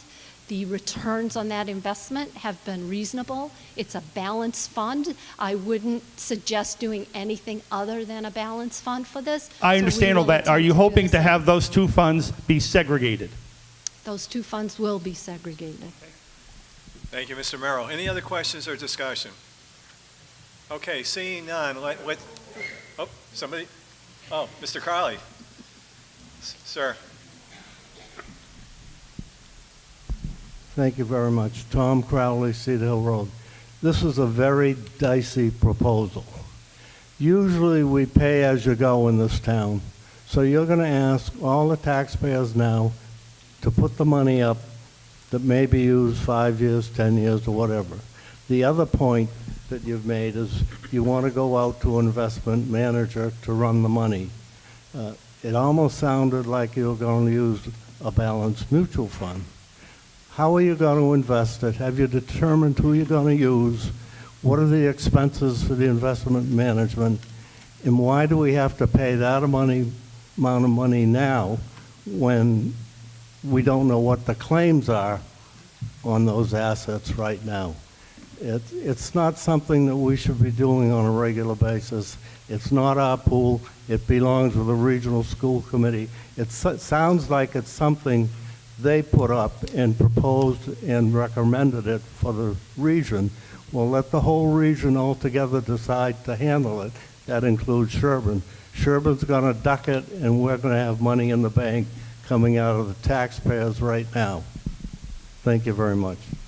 So, Mr. Crowley, there were a lot of questions there, so I'm going to try and take one at a time. Go ahead, Ms. Hunter. Okay. So, first of all, I would like to correct you because the town has taken the same position that we're taking with the regional OPEB fund with our own OPEB fund. In 2009, the town took $1.8 million and put it into that fund. And today, as I mentioned, we are 60% funded, which is a great place to be for this liability. $16 million is what the liability is based upon current interest rates today, based upon inflation in medical insurance. So that is a pretty good proxy as to what this is going to cost us over the next 30 years. We need to be proactive with these liabilities. This is a liability that's continuing to grow. It's a contractual obligation that we have to our town employees and the teachers. It is mandated by the Commonwealth of Massachusetts. The only flexibility we have with respect to this liability is the ability to make suggestions with respect to plan design, as well as the contribution rate for retirees. You know, we should not stick our head in the sand because this is our liability and we are going to have to fund it. And the regional liabilities belong to both us and Sherburne. And, you know, we both have to fund them. And we are in a position now where we are recommending to the town to get proactive and to start putting money away so that we don't have to increase unnecessarily the tax rate for all citizens.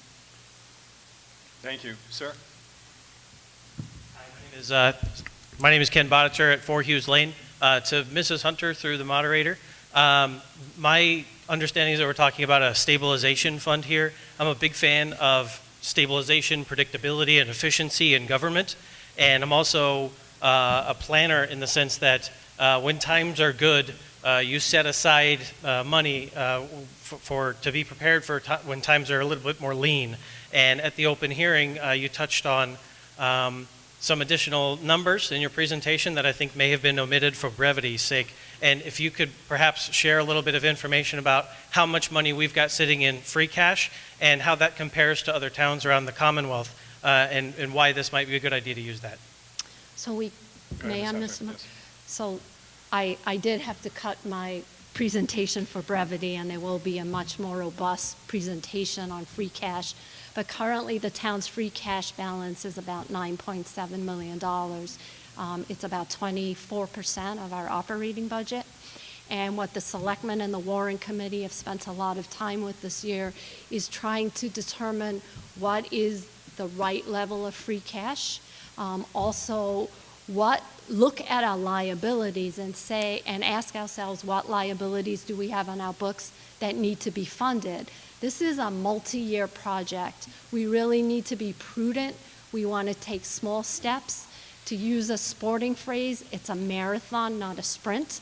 We want to do the right thing for the town of Dover, and what we are recommending here is taking $1.6 million of the $9.7 million that we have in our cash reserve account and moving it to a stabilization fund so that it will jumpstart our ability to fund this unfunded OPEB liability. Okay, thank you. If there aren't any new questions or new perspectives, I'd like to move to a vote. Okay, seeing no hands, we'll move to a vote with respect to the establishment and appropriation for the Regional School OPEB Stabilization Fund. If you're in favor of this motion, please press 1 for yes. If you're opposed, please press 2 for no. You may vote now.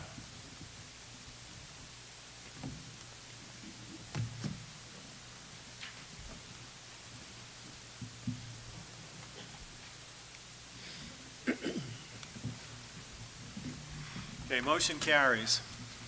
Article 12. We voted to dismiss Article 12, so we can pass over that. Article 13, we also voted to dismiss. Article 14 also was voted to dismiss. That brings us to Article 15, which is on page 51 of your blue book and pertains to a reauthorization of the Carroll Community Center design funds. Mr. Hamley, can I ask for a motion? Mr. Moderator, I move that the town vote to appropriate the unexpended balance of funds appropriated under Article 15 of the 2018 annual town meeting for the purpose of remodeling or reconstructing the Carroll Community Center or new construction to replace the same, including the cost of architectural and engineering services for plans and specifications and any incidental costs related thereto. Thank you, Mr. Hamley. Do I hear a second? Second. Thank you, Mr. Migoski. Again, Ms. Hunter, you're going to make a presentation on this? Doing yeoman's work tonight. So this is really quick. So what I want to make sure everybody understands here is we are not asking for money. Yeah, what we are asking for here is, some of you may remember last year there was an amendment to the motion at town meeting for Carroll. And when you make an amendment to a motion, you're really restricted to what you can ask for money for. And that amendment only allowed us to look at varying renovations to the Carroll building. As part of the comprehensive analysis that is taking place now, we are asking all of you to allow us to expand that scope and to also include costs for a new building. So again, no money, just an expanded scope, and what that expanded scope will include is design of a new building. Thank you, Ms. Hunter. Any questions or discussion? Okay, seeing, oh, yes, sir, Mr. Long.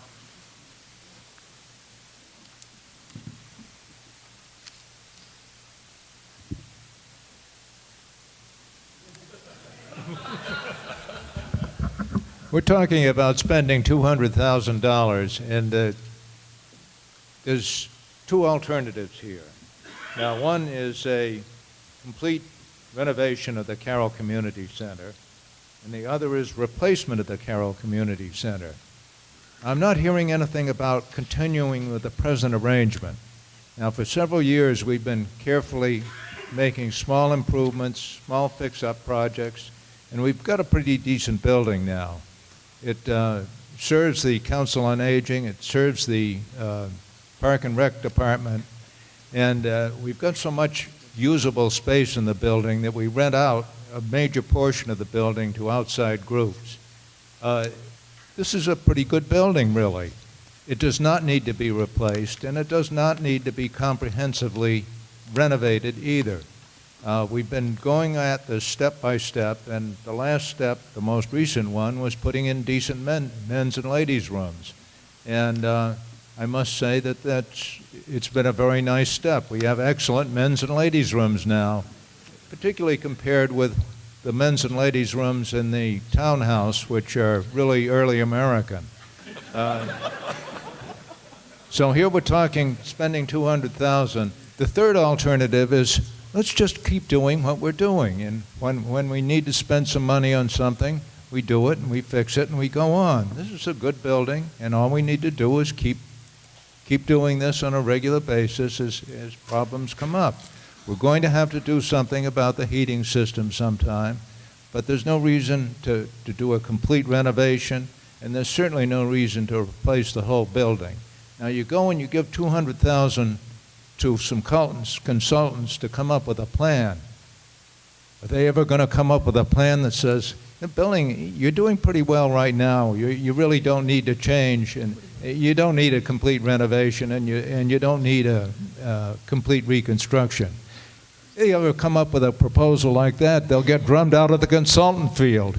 I mean, consultants come up with a program. They don't come up with something that says, actually, this is pretty good, you're doing fine, you don't need anything more.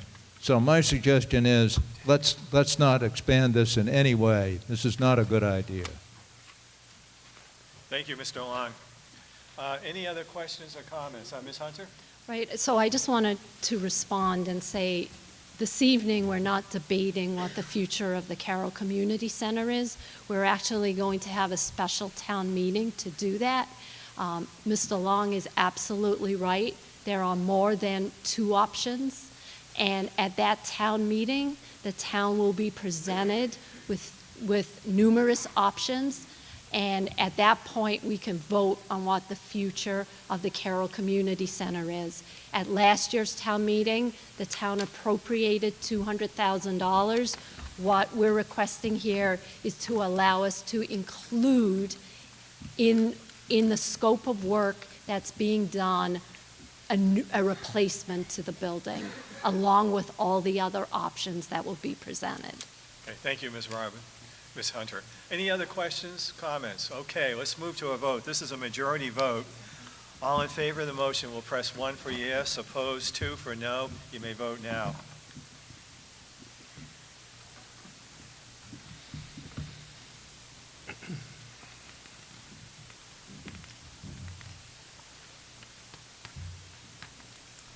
The motion carries 125 to 50.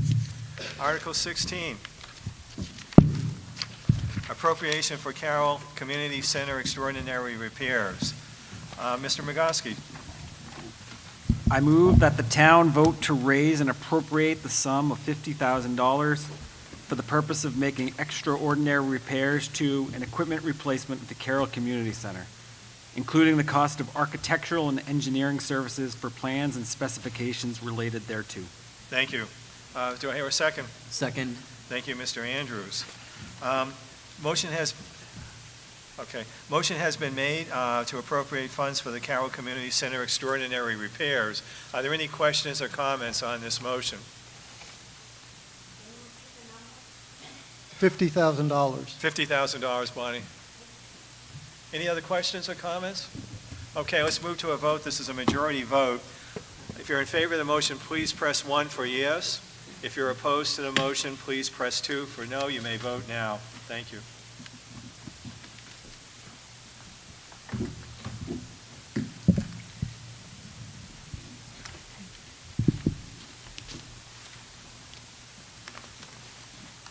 The motion carries 141 to 35. Okay, before we consider Article 17, the Board of Selectmen and the Warrant Committee have asked me to move to Articles 18 and 19.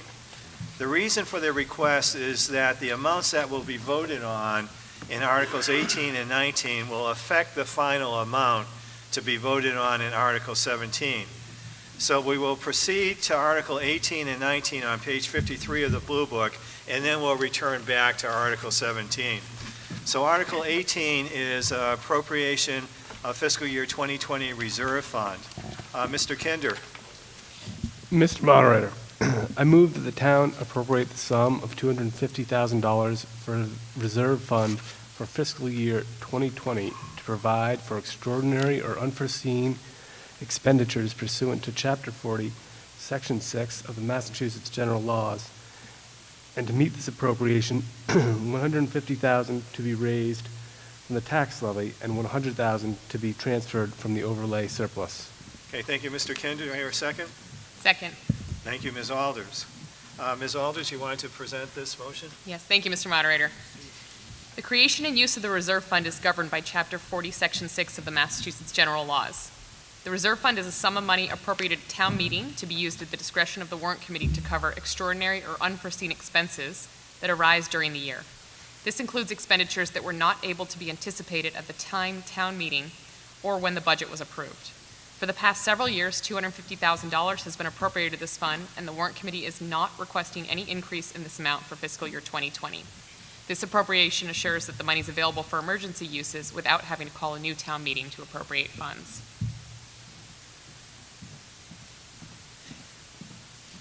Thank you, Ms. Alders. Are there any questions or comments on this motion? Okay, seeing none, we'll move to a vote. This is a majority vote.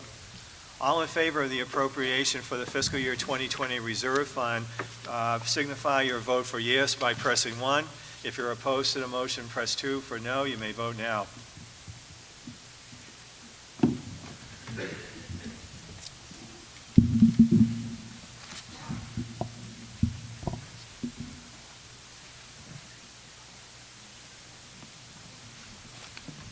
The motion carries 152 to 18. We will now move to Article 19, which is also on page 53 of your Blue Book. And this is an appropriation for unpaid bills from prior years. Mr. Andrews. Mr. Moderator, I move that the sum of $9,431.70 be transferred from free cash for the purpose of paying the following unpaid bills. For the Treasurer and Collector, Hill Law, $740. Treasurer Collector, Hill Law, $129.50. Town Administrator, Mills Whitaker Architects, $4,500. Maintenance, Strawberry Hill, $625. Maintenance, Strawberry Hill, $75. Solid Waste, Strawberry Hill, $1,350. Solid Waste, Strawberry Hill, $45. Highway, Fleet Pride, $202.94. Highway, Colonial Water, $406.46. Highway, Will's Hardware, $283.61. Highway, Siemens Mobility Incorporated, $1,074.19 for a total of $9,431.70. Thank you, Mr. Andrews. Do I hear a second? Second. Thank you, Ms. Herman. Now, this is a 4/5 vote. It's an 80% vote. Before we move to the vote, are there any questions or discussion? State statute requires an 80% approval to pay past bills. Okay, hearing no discussion, let's move to the vote. Again, it's a 4/5 vote. If you're in favor of the motion, press 1 for yes. If you're opposed, press 2 for no. You may vote now.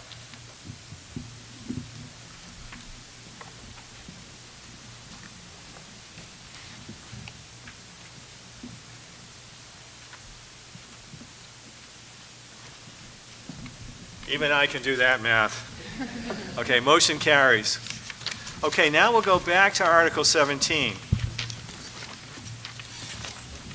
Okay, council reminds me that I should state that the motion passed with the requisite 4/5 vote. Thank you, Councilor. Okay, Article 17, Mr. Smith. Mr. Moderator, I move that the town transfer from free cash the sum of $133,584 to meet the appropriations for fiscal year 2020. Thank you, Mr. Smith. Do I hear a second? Second. Thank you, Mr. Andrews. Carl, you wanted to make a brief presentation on this? Thank you, sir.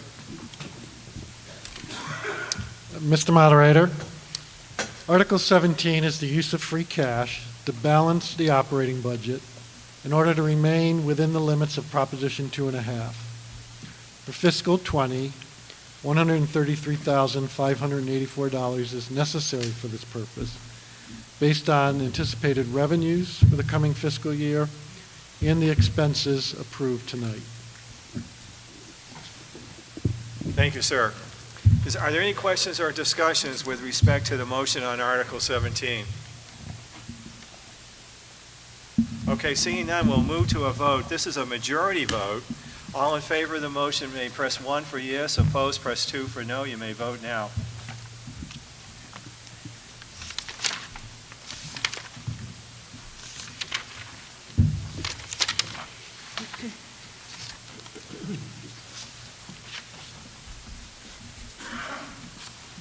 The motion carries 157 to 9.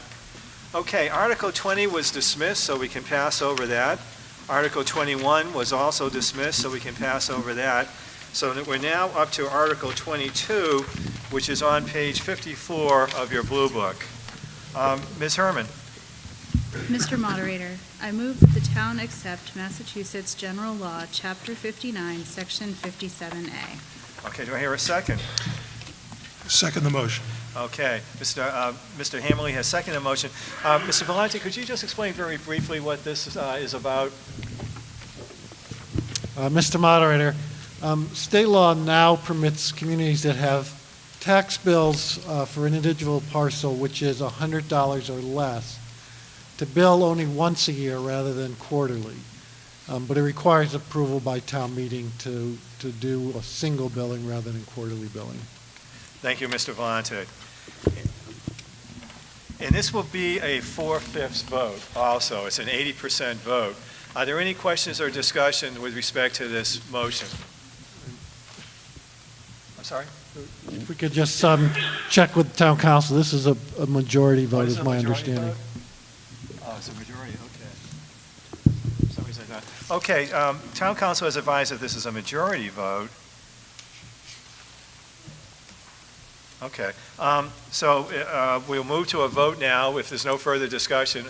If you're in favor, please press 1 for yes, 2 for no. You may vote now. Thank you.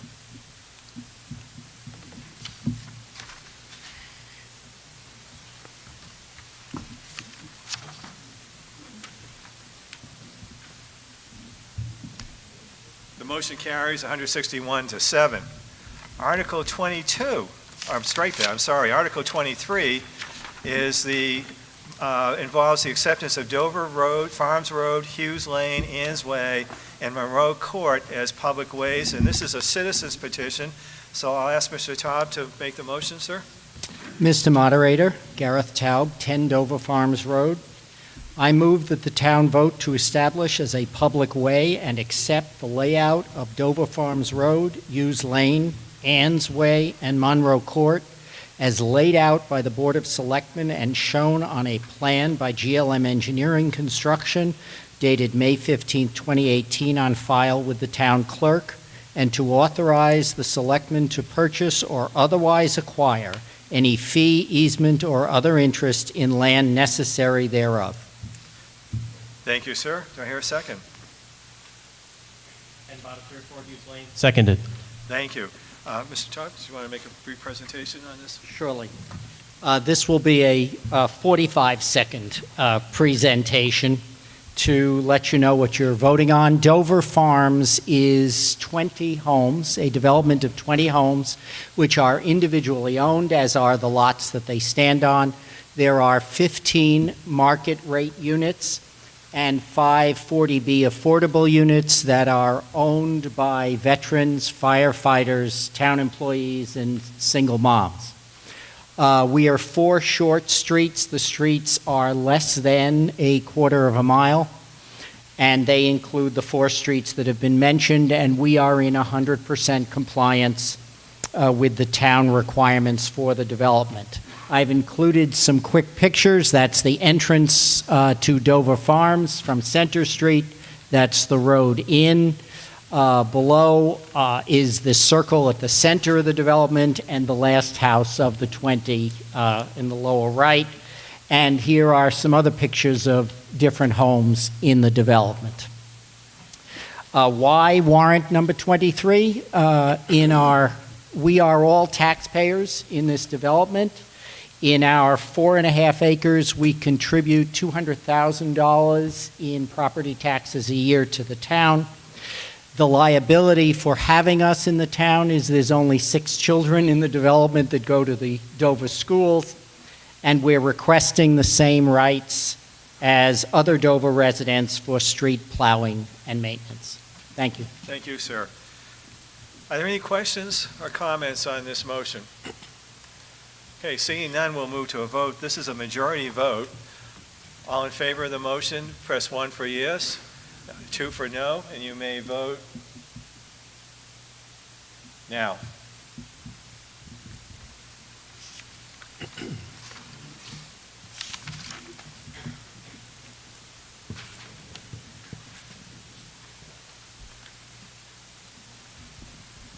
The motion carries 146 to 17. Article 24, the acceptance of Dancer Farm Drive as a public way. Mr. Viennes.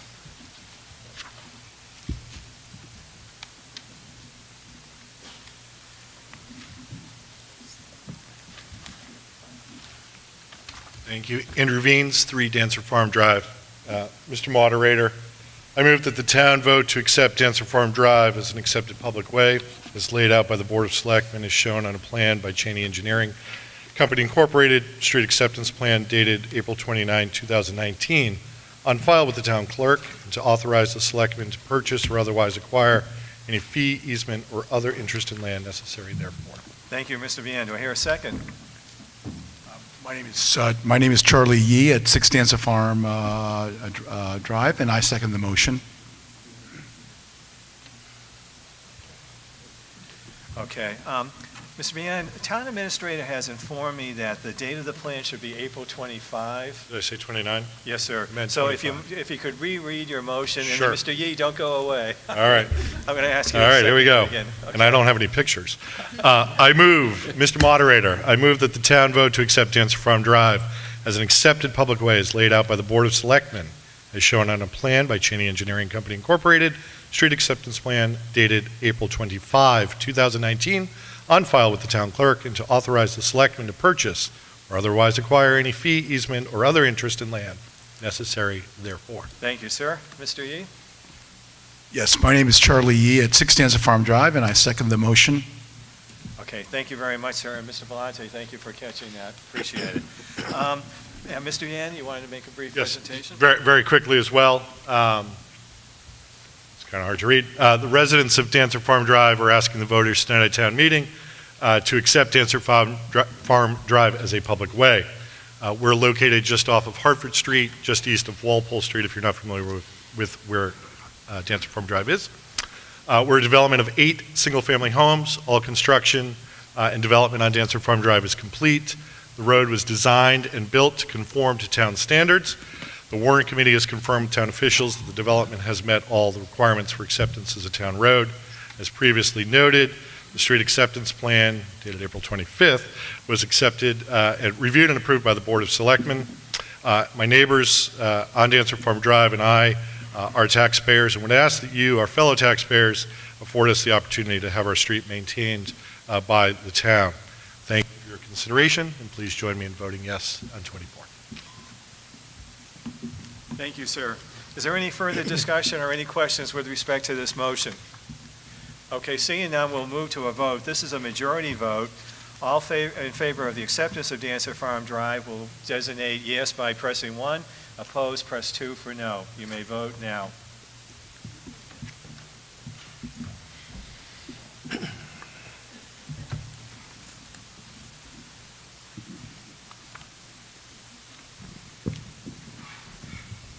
Motion carries 153 to 12.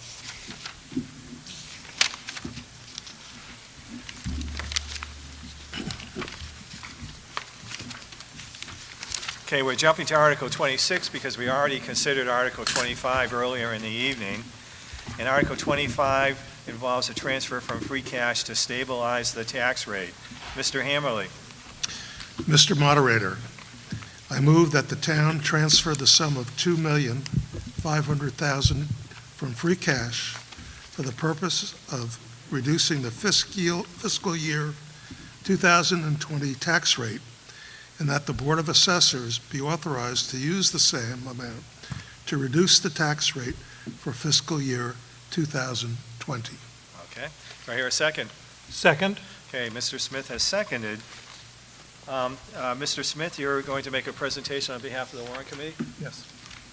Thank you. Free cash has been going up for several years now, both in dollar terms and as a percentage of the total town budget, as you can see on the graph behind me. The reason for this is that on the average, about $2.5 million is being returned to free cash at the end of each fiscal year. This comes from state aid and receipts in excess of estimates. We budget very conservatively in this town. We know that these monies are coming back to us each year, but we leave them out of the budget, and then as a result, we return some free cash to reduce the tax rate in the following year. So we're sort of making up for the overly conservative budgeting in arrears. However, by not using more free cash each year and allowing this buildup, we have in effect been overtaxing to some extent. Next slide, please. Last fall and winter, the Selectmen, the Warrant Committee, and some concerned citizens held a series of discussions about the use of free cash. The Warrant Committee came out of these discussions with the understanding that free cash should be reduced to the range of 10 to 15% of the budget, probably at the high end of that range during good economic times like these. This help keeps the town's bond rating as high as it is, and provides a cushion the next time the economy turns down, because when the economy turns down, new growth goes down and state aid is typically cut. It was also agreed that savings for specific future liabilities should be identified as such and should be put in stabilization funds. Article 12, which we approved tonight, does just that. Together, free cash and the stabilization fund should be considered together as the town's financial reserves. Free cash is undesignated. The stabilization funds are set aside for specific purposes. And finally, Warrant believes that since the town's outstanding debt is quite low, as are interest rates, borrowing for long-lived capital projects, it makes more sense than paying out of free cash for them. This spreads the cost out over the beneficial lifespan of the project. Next slide. This is a bit of an eye chart. Don't try and follow all of it. But I wanted to show the math. Warrant took the information that we've just discussed and decided that the town should reduce free cash over the next 2 to 3 years, both by appropriating into stabilization funds for known liabilities and by reducing the tax rate. The amount proposed to reduce the tax rate this year is substantial, but it reflects in our minds the failure to make a significant tax adjustment last year. The result will be about a 3.5% decrease in the tax rate, as opposed to a 3.5% increase were no free cash applied to the tax rate. Next year, we hope to again make a meaningful application of free cash, but this very much depends on the town's financial outlook and the general economic outlook. Let me caution you that the numbers that you see up on the screen for fiscal 21 are speculative and optimistic. The result after 2 years would bring free cash from its current 25% of the budget to 16%. Total reserves, free cash plus stabilization funds, will only go from 27 to 26% of the budget, so the town's savings are only slightly reduced, even in the face of this tax reduction. Now, the selectmen are going to offer a somewhat different take on this. The fundamental difference between their recommendation and warrants is the amount of borrowing for capital projects and the continued major contributions to the regional schools OPEB fund. Thank you.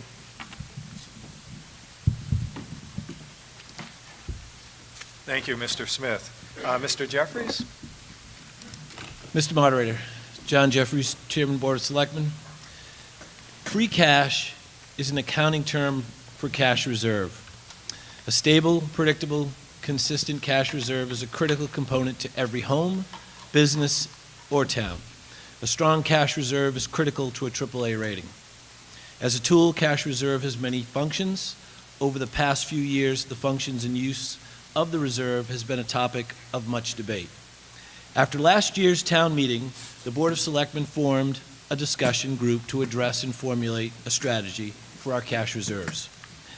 The group was comprised of Erica Alders, Chairman of Warrant, Kate Canny, former Chairman of Warrant, Bonnie Akins, former Chairman, Board of Assessor, Fred Hammerly, Member of Warrant, Jerry Lane, our Treasurer Collector, Karen McTavish, our former Assessor, and myself, Chairman of Board of Selectmen.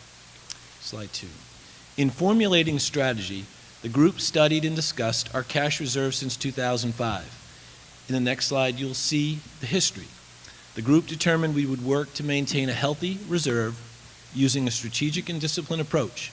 We felt it was important to keep our reserve within a guideline that was no less than 10%, or budget probably no more than 15 to 17%, as you just heard Mr. Smith.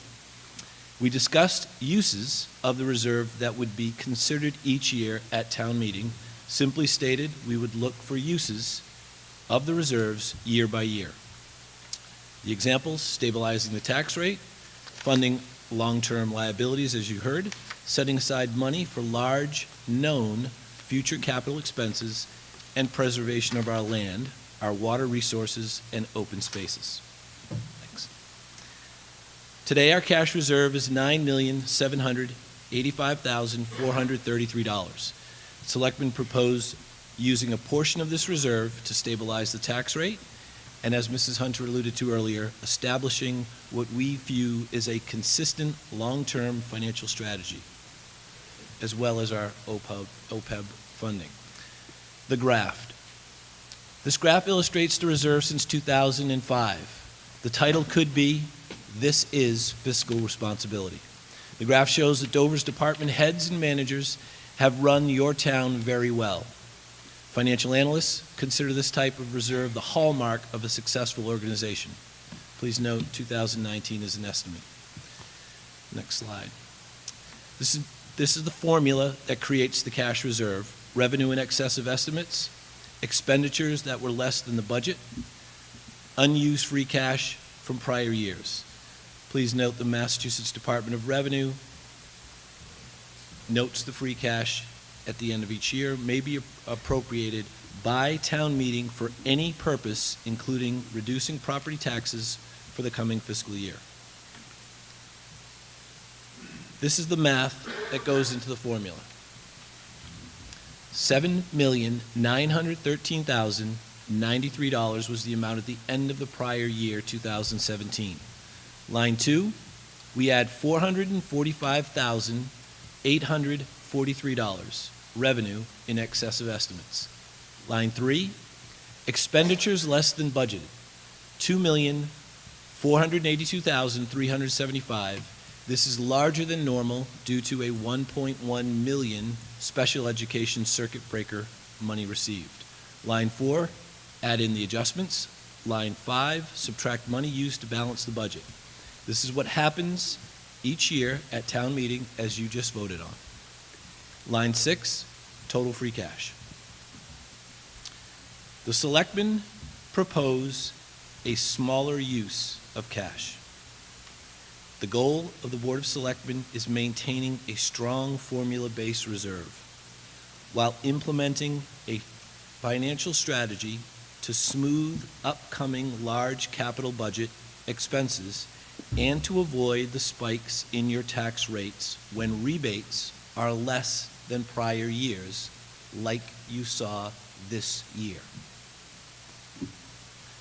The Selectmen are proposing an amendment to Article 26, which will smooth and stabilize the tax rate in years 3, 4, and 5 of the proposal Mr. Smith just read. Thank you, Mr. Moderator. Okay, thank you, Mr. Jeffrey. Now, so the warrant committee has proposed that we transfer $2.5 million from free cash. And it's my understanding that the Board of Selectmen are proposing that instead of transferring $2.5 million, you would like to transfer $1.5 million.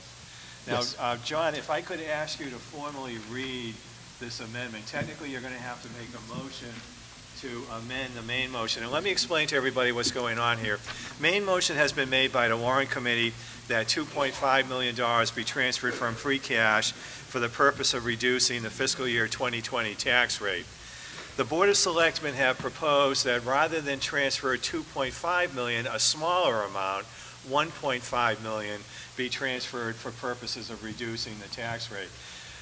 When an amendment is made, as long as it's within the scope of the warrant, in other words, as long as we had notice that this amendment could be made, I have to allow the amendment. This is within the scope of the warrant article, so I will now ask Mr. Jeffries to formally read his motion to amend the motion that the warrant committee made, and then I'll ask for a second. Thank you. Thank you, Nina.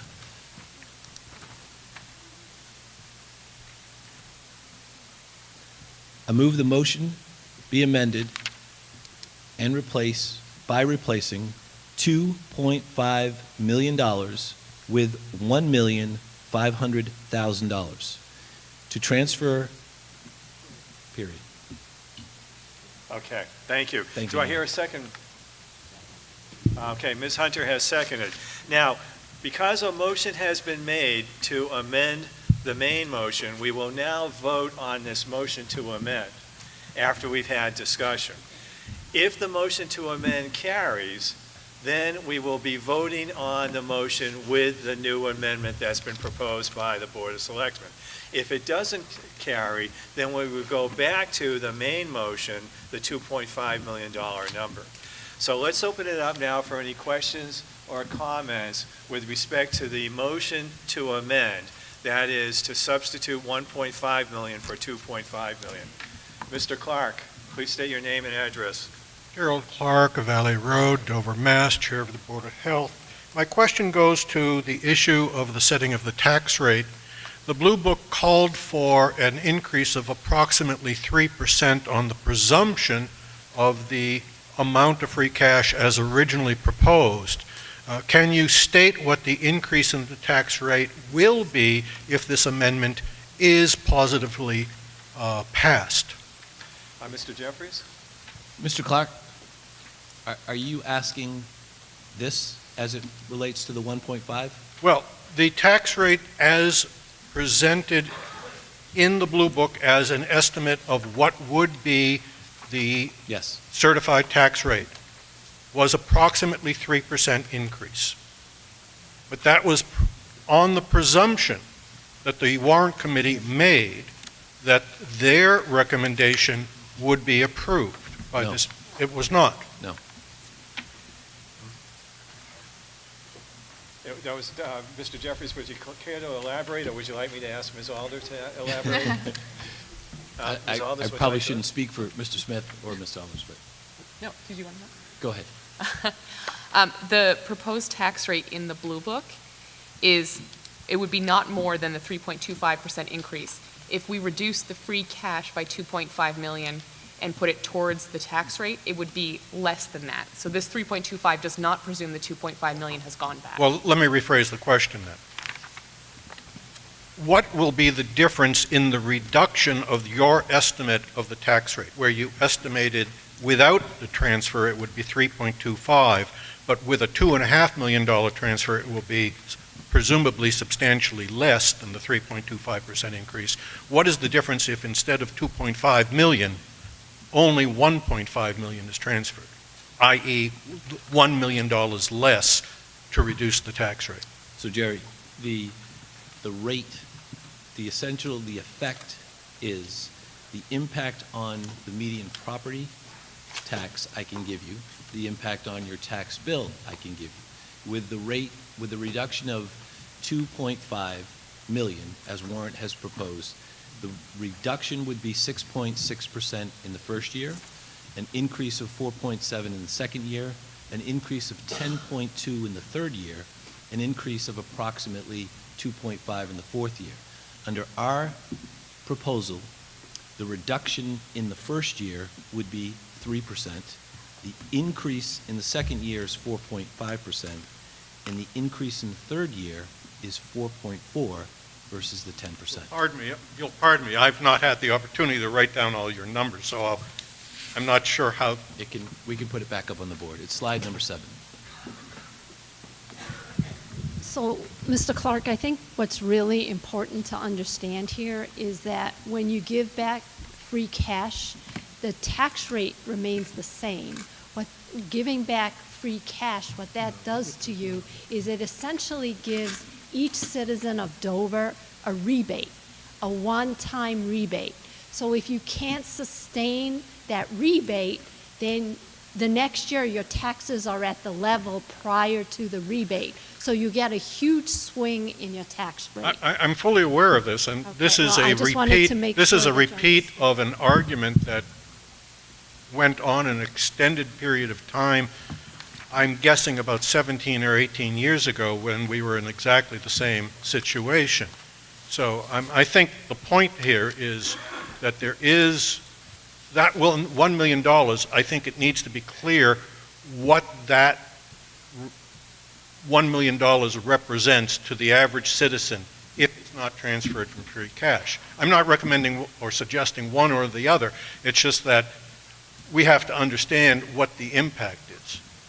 Right, and I just wanted to make sure that every citizen of Dover understood what the impact to them is in the following year if the rebate at the level it's given this year isn't sustainable. Thank you, Mr. Clark, and thank you, Ms. Hunter. Any other questions or comments? Yes. Carol, state your name and address, please. Carol Lisbon, 2 Cross Street. When I read the Blue Book that just came out, I was really pleased to see the write-up in the Board of Selectmen about the discussion group that you created. And then I read the Warrant Committee report in the Blue Book, which I thought was great, and you said that, quote, the committee anticipates that a substantial free cash reserve will continue to be required to maintain the quality and types of service provided by the town. You then went on to mention the impact of the free cash on our bond rating, our ever-increasing expenses, and a potential reduction of state aid or resulting in financial challenges. So I was really hoping that when we got to town meeting, and I missed the open hearing, that when we got to town meeting that we would find a consensus between the Warrant Committee and the Board of Selectmen on actually implementing these goals that you agree on, which is to maintain good financial free cash reserves and to keep the tax rate stabilized. I don't find that the Warrant Committee's recommendation will do that over a long term. I don't think a 1 or 2 year projection is sufficient for us to decide on a long-term philosophical change on free cash usage. And I would suggest that we go slowly on this. Good times don't last forever. And that perhaps instead of just doing a plan through 2023, that we do a plan through 2025 and come back at next town meeting if you really want to take a more aggressive approach on free cash. Thank you. Thank you, Carol. Mr. Smarter, could I just yes, address Mr. Jeffries, here's a comment. Two Yes. parts of that, with regard. So, second part first. Excellent points, Mrs. Lisbon. So, one of my good friends, last name Crowley, first name I won't mention, said to me early on in this process, Jeffries, How can you handpick a group of people that don't agree with you? And that was a poor impersonation, but the essence of this discussion, these people were handpicked for many reasons. Their commitment to you, their commitment to the fiscal responsibility of the town, and the fact they don't agree with us.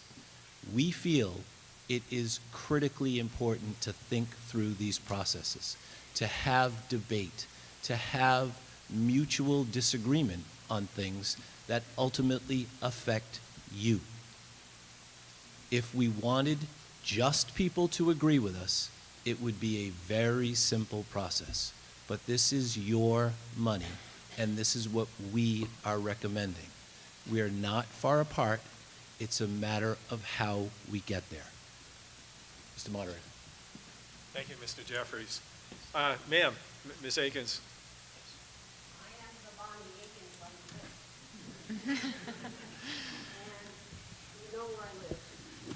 I fully support the warrant committee in this. We need to come back from this very, very big number. It may mean that we have to look at our budgets more critically. If you noticed, we spent some big money from cash this year, $250,000 for a roof, $300,000 for an ambulance, $250,000 for a study for technology. I think it will be a good thing, and the warrant committee, I think, thinks it will be a good thing too, to bring it back. We don't need to get to the top of our tax levy limit every year.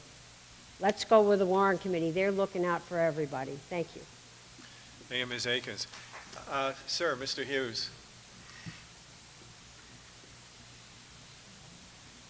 And again, reminder, if you'd like to speak, feel free to queue up here by the microphone. That way we'll speed the process along. Scott Hughes, 18 Mill Street. Can someone answer for us, what is the town's bond rating today?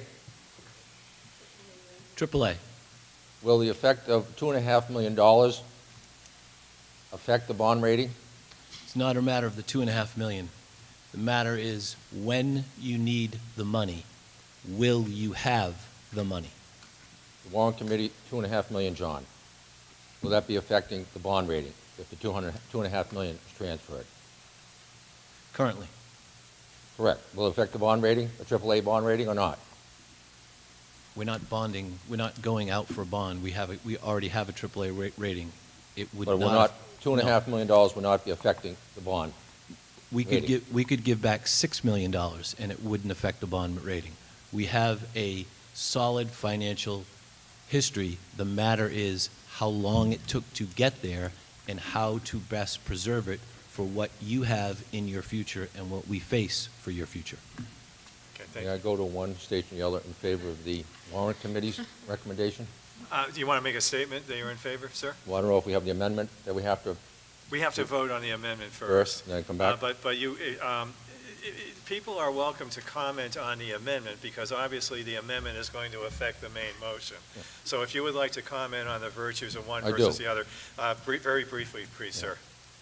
I would call it a refund, not a rebate, and it's taxpayers' money. Why can't we have 1 year that the taxpayers get some relief in the town of Dover, okay? Is that your question? No, it's a statement. Thank you. So, Thank you, sir. Thank Okay, any you. other questions or comments? Could I?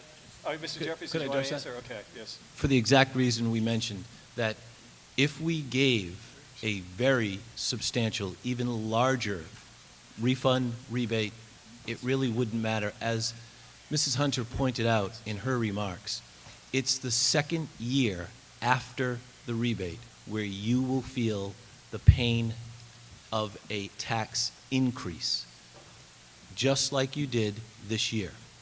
If we give money back, it's meant to stabilize the rate, not destabilize the rate. We have heard from people who are living on a fixed income. The increases are not something they can handle. This was done thoughtfully and methodically with a long-term horizon in mind. This is not something we thought of to reduce the rate or to reduce the free cash in a period of 2 years. The thought in the board was to take a longer-term approach to get to the number that you've both heard from warrant and selectmen, and avoid the spikes. Thank you, Mr. Jeffries. Justine, you have your hand up. Can I have a microphone? Wait till a microphone comes, please, Justine. Could somebody bring a microphone? Andre? Oh, you want to come up? Okay.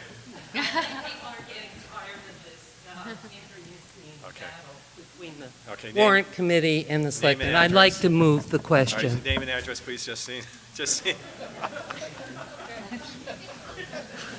Okay. A motion has been made that we move the question. Do I hear a second? Okay. This is a non-debatable motion, so we will move directly to a vote on whether we should move the question or not. Here, let me just, hang on a second.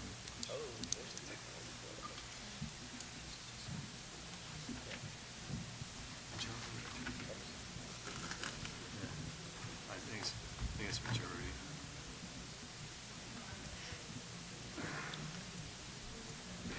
Two-thirds. 101, number 8. Okay, so this is going to be a two-thirds vote. So if two-thirds vote to move the question, then we will move immediately to vote on the amendment. All those in favor of moving the question, please press 1 for yes. Those opposed, press 2 for no.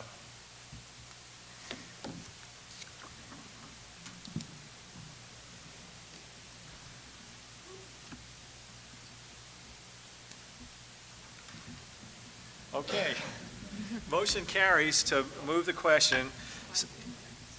Right, vote 151 to 9 by two-thirds, more than two-thirds. Third grade was the best 4 years of my life. So we will now move to the amendment, the motion to amend. And again, the Board of Selectmen would like to substitute 1.5 million for 2.5 million. So we'll be voting yes if you support the Board of Selectmen to substitute 1.5 million for 2.5 million. If you are opposed to that, then you'll be voting no. And this is a majority vote. We are all set. You may vote now.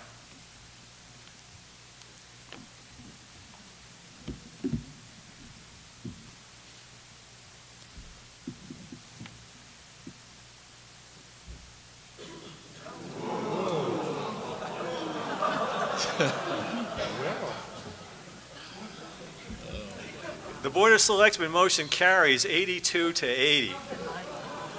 So now we are going to consider the motion as amended by the Board of Selectmen.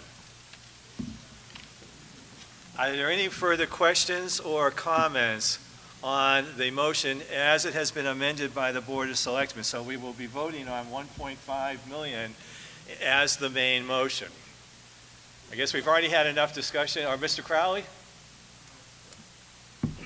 Microphone, please, for Mr. Crowley.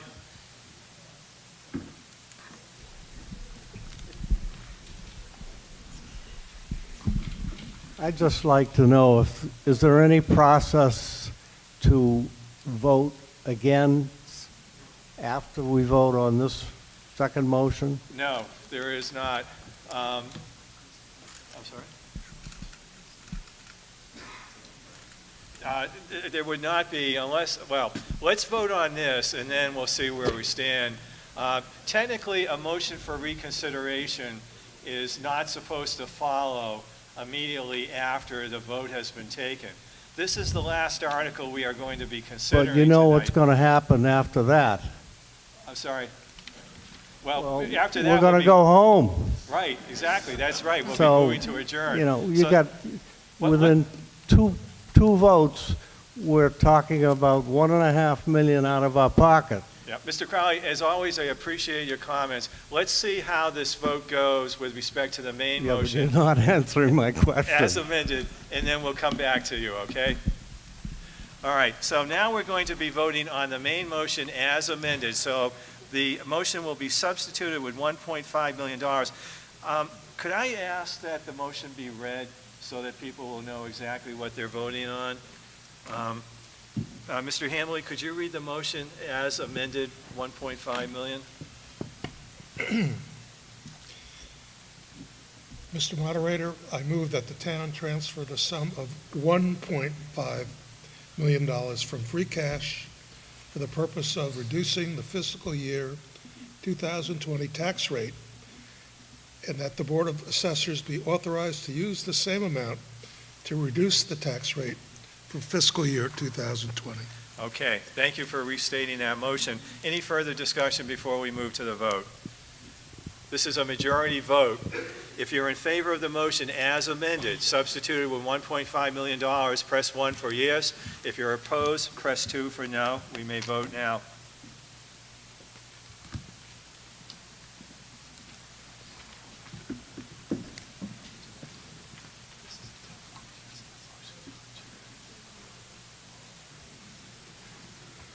The motion carries 112 to 47. Mr. Crowley, given the strength of the vote and given the practice of not entertaining a motion to reconsider immediately after the vote has been taken, I am not going to allow a motion for reconsideration. But Phil, do you have any comments on that, Mr. Crowley? I say this.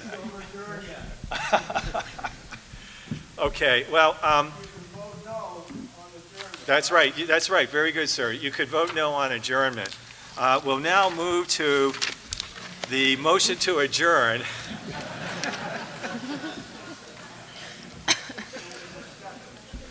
Mr. Crowley and I served on the planning board together, and I have the greatest respect for you, as you know, Tom. So I'm sorry I can't go to the motion to reconsider at this point. But on a motion to adjourn, Ms. Alders. Mr. Moderator, I move that this meeting be dissolved. Do I hear a second? Second. Okay, now we should have a vote on this as well that will be registered. So I will ask if you're in favor, press 1 for yes and 2 for no. All in favor, 1 for yes, 2 for no. You may vote now.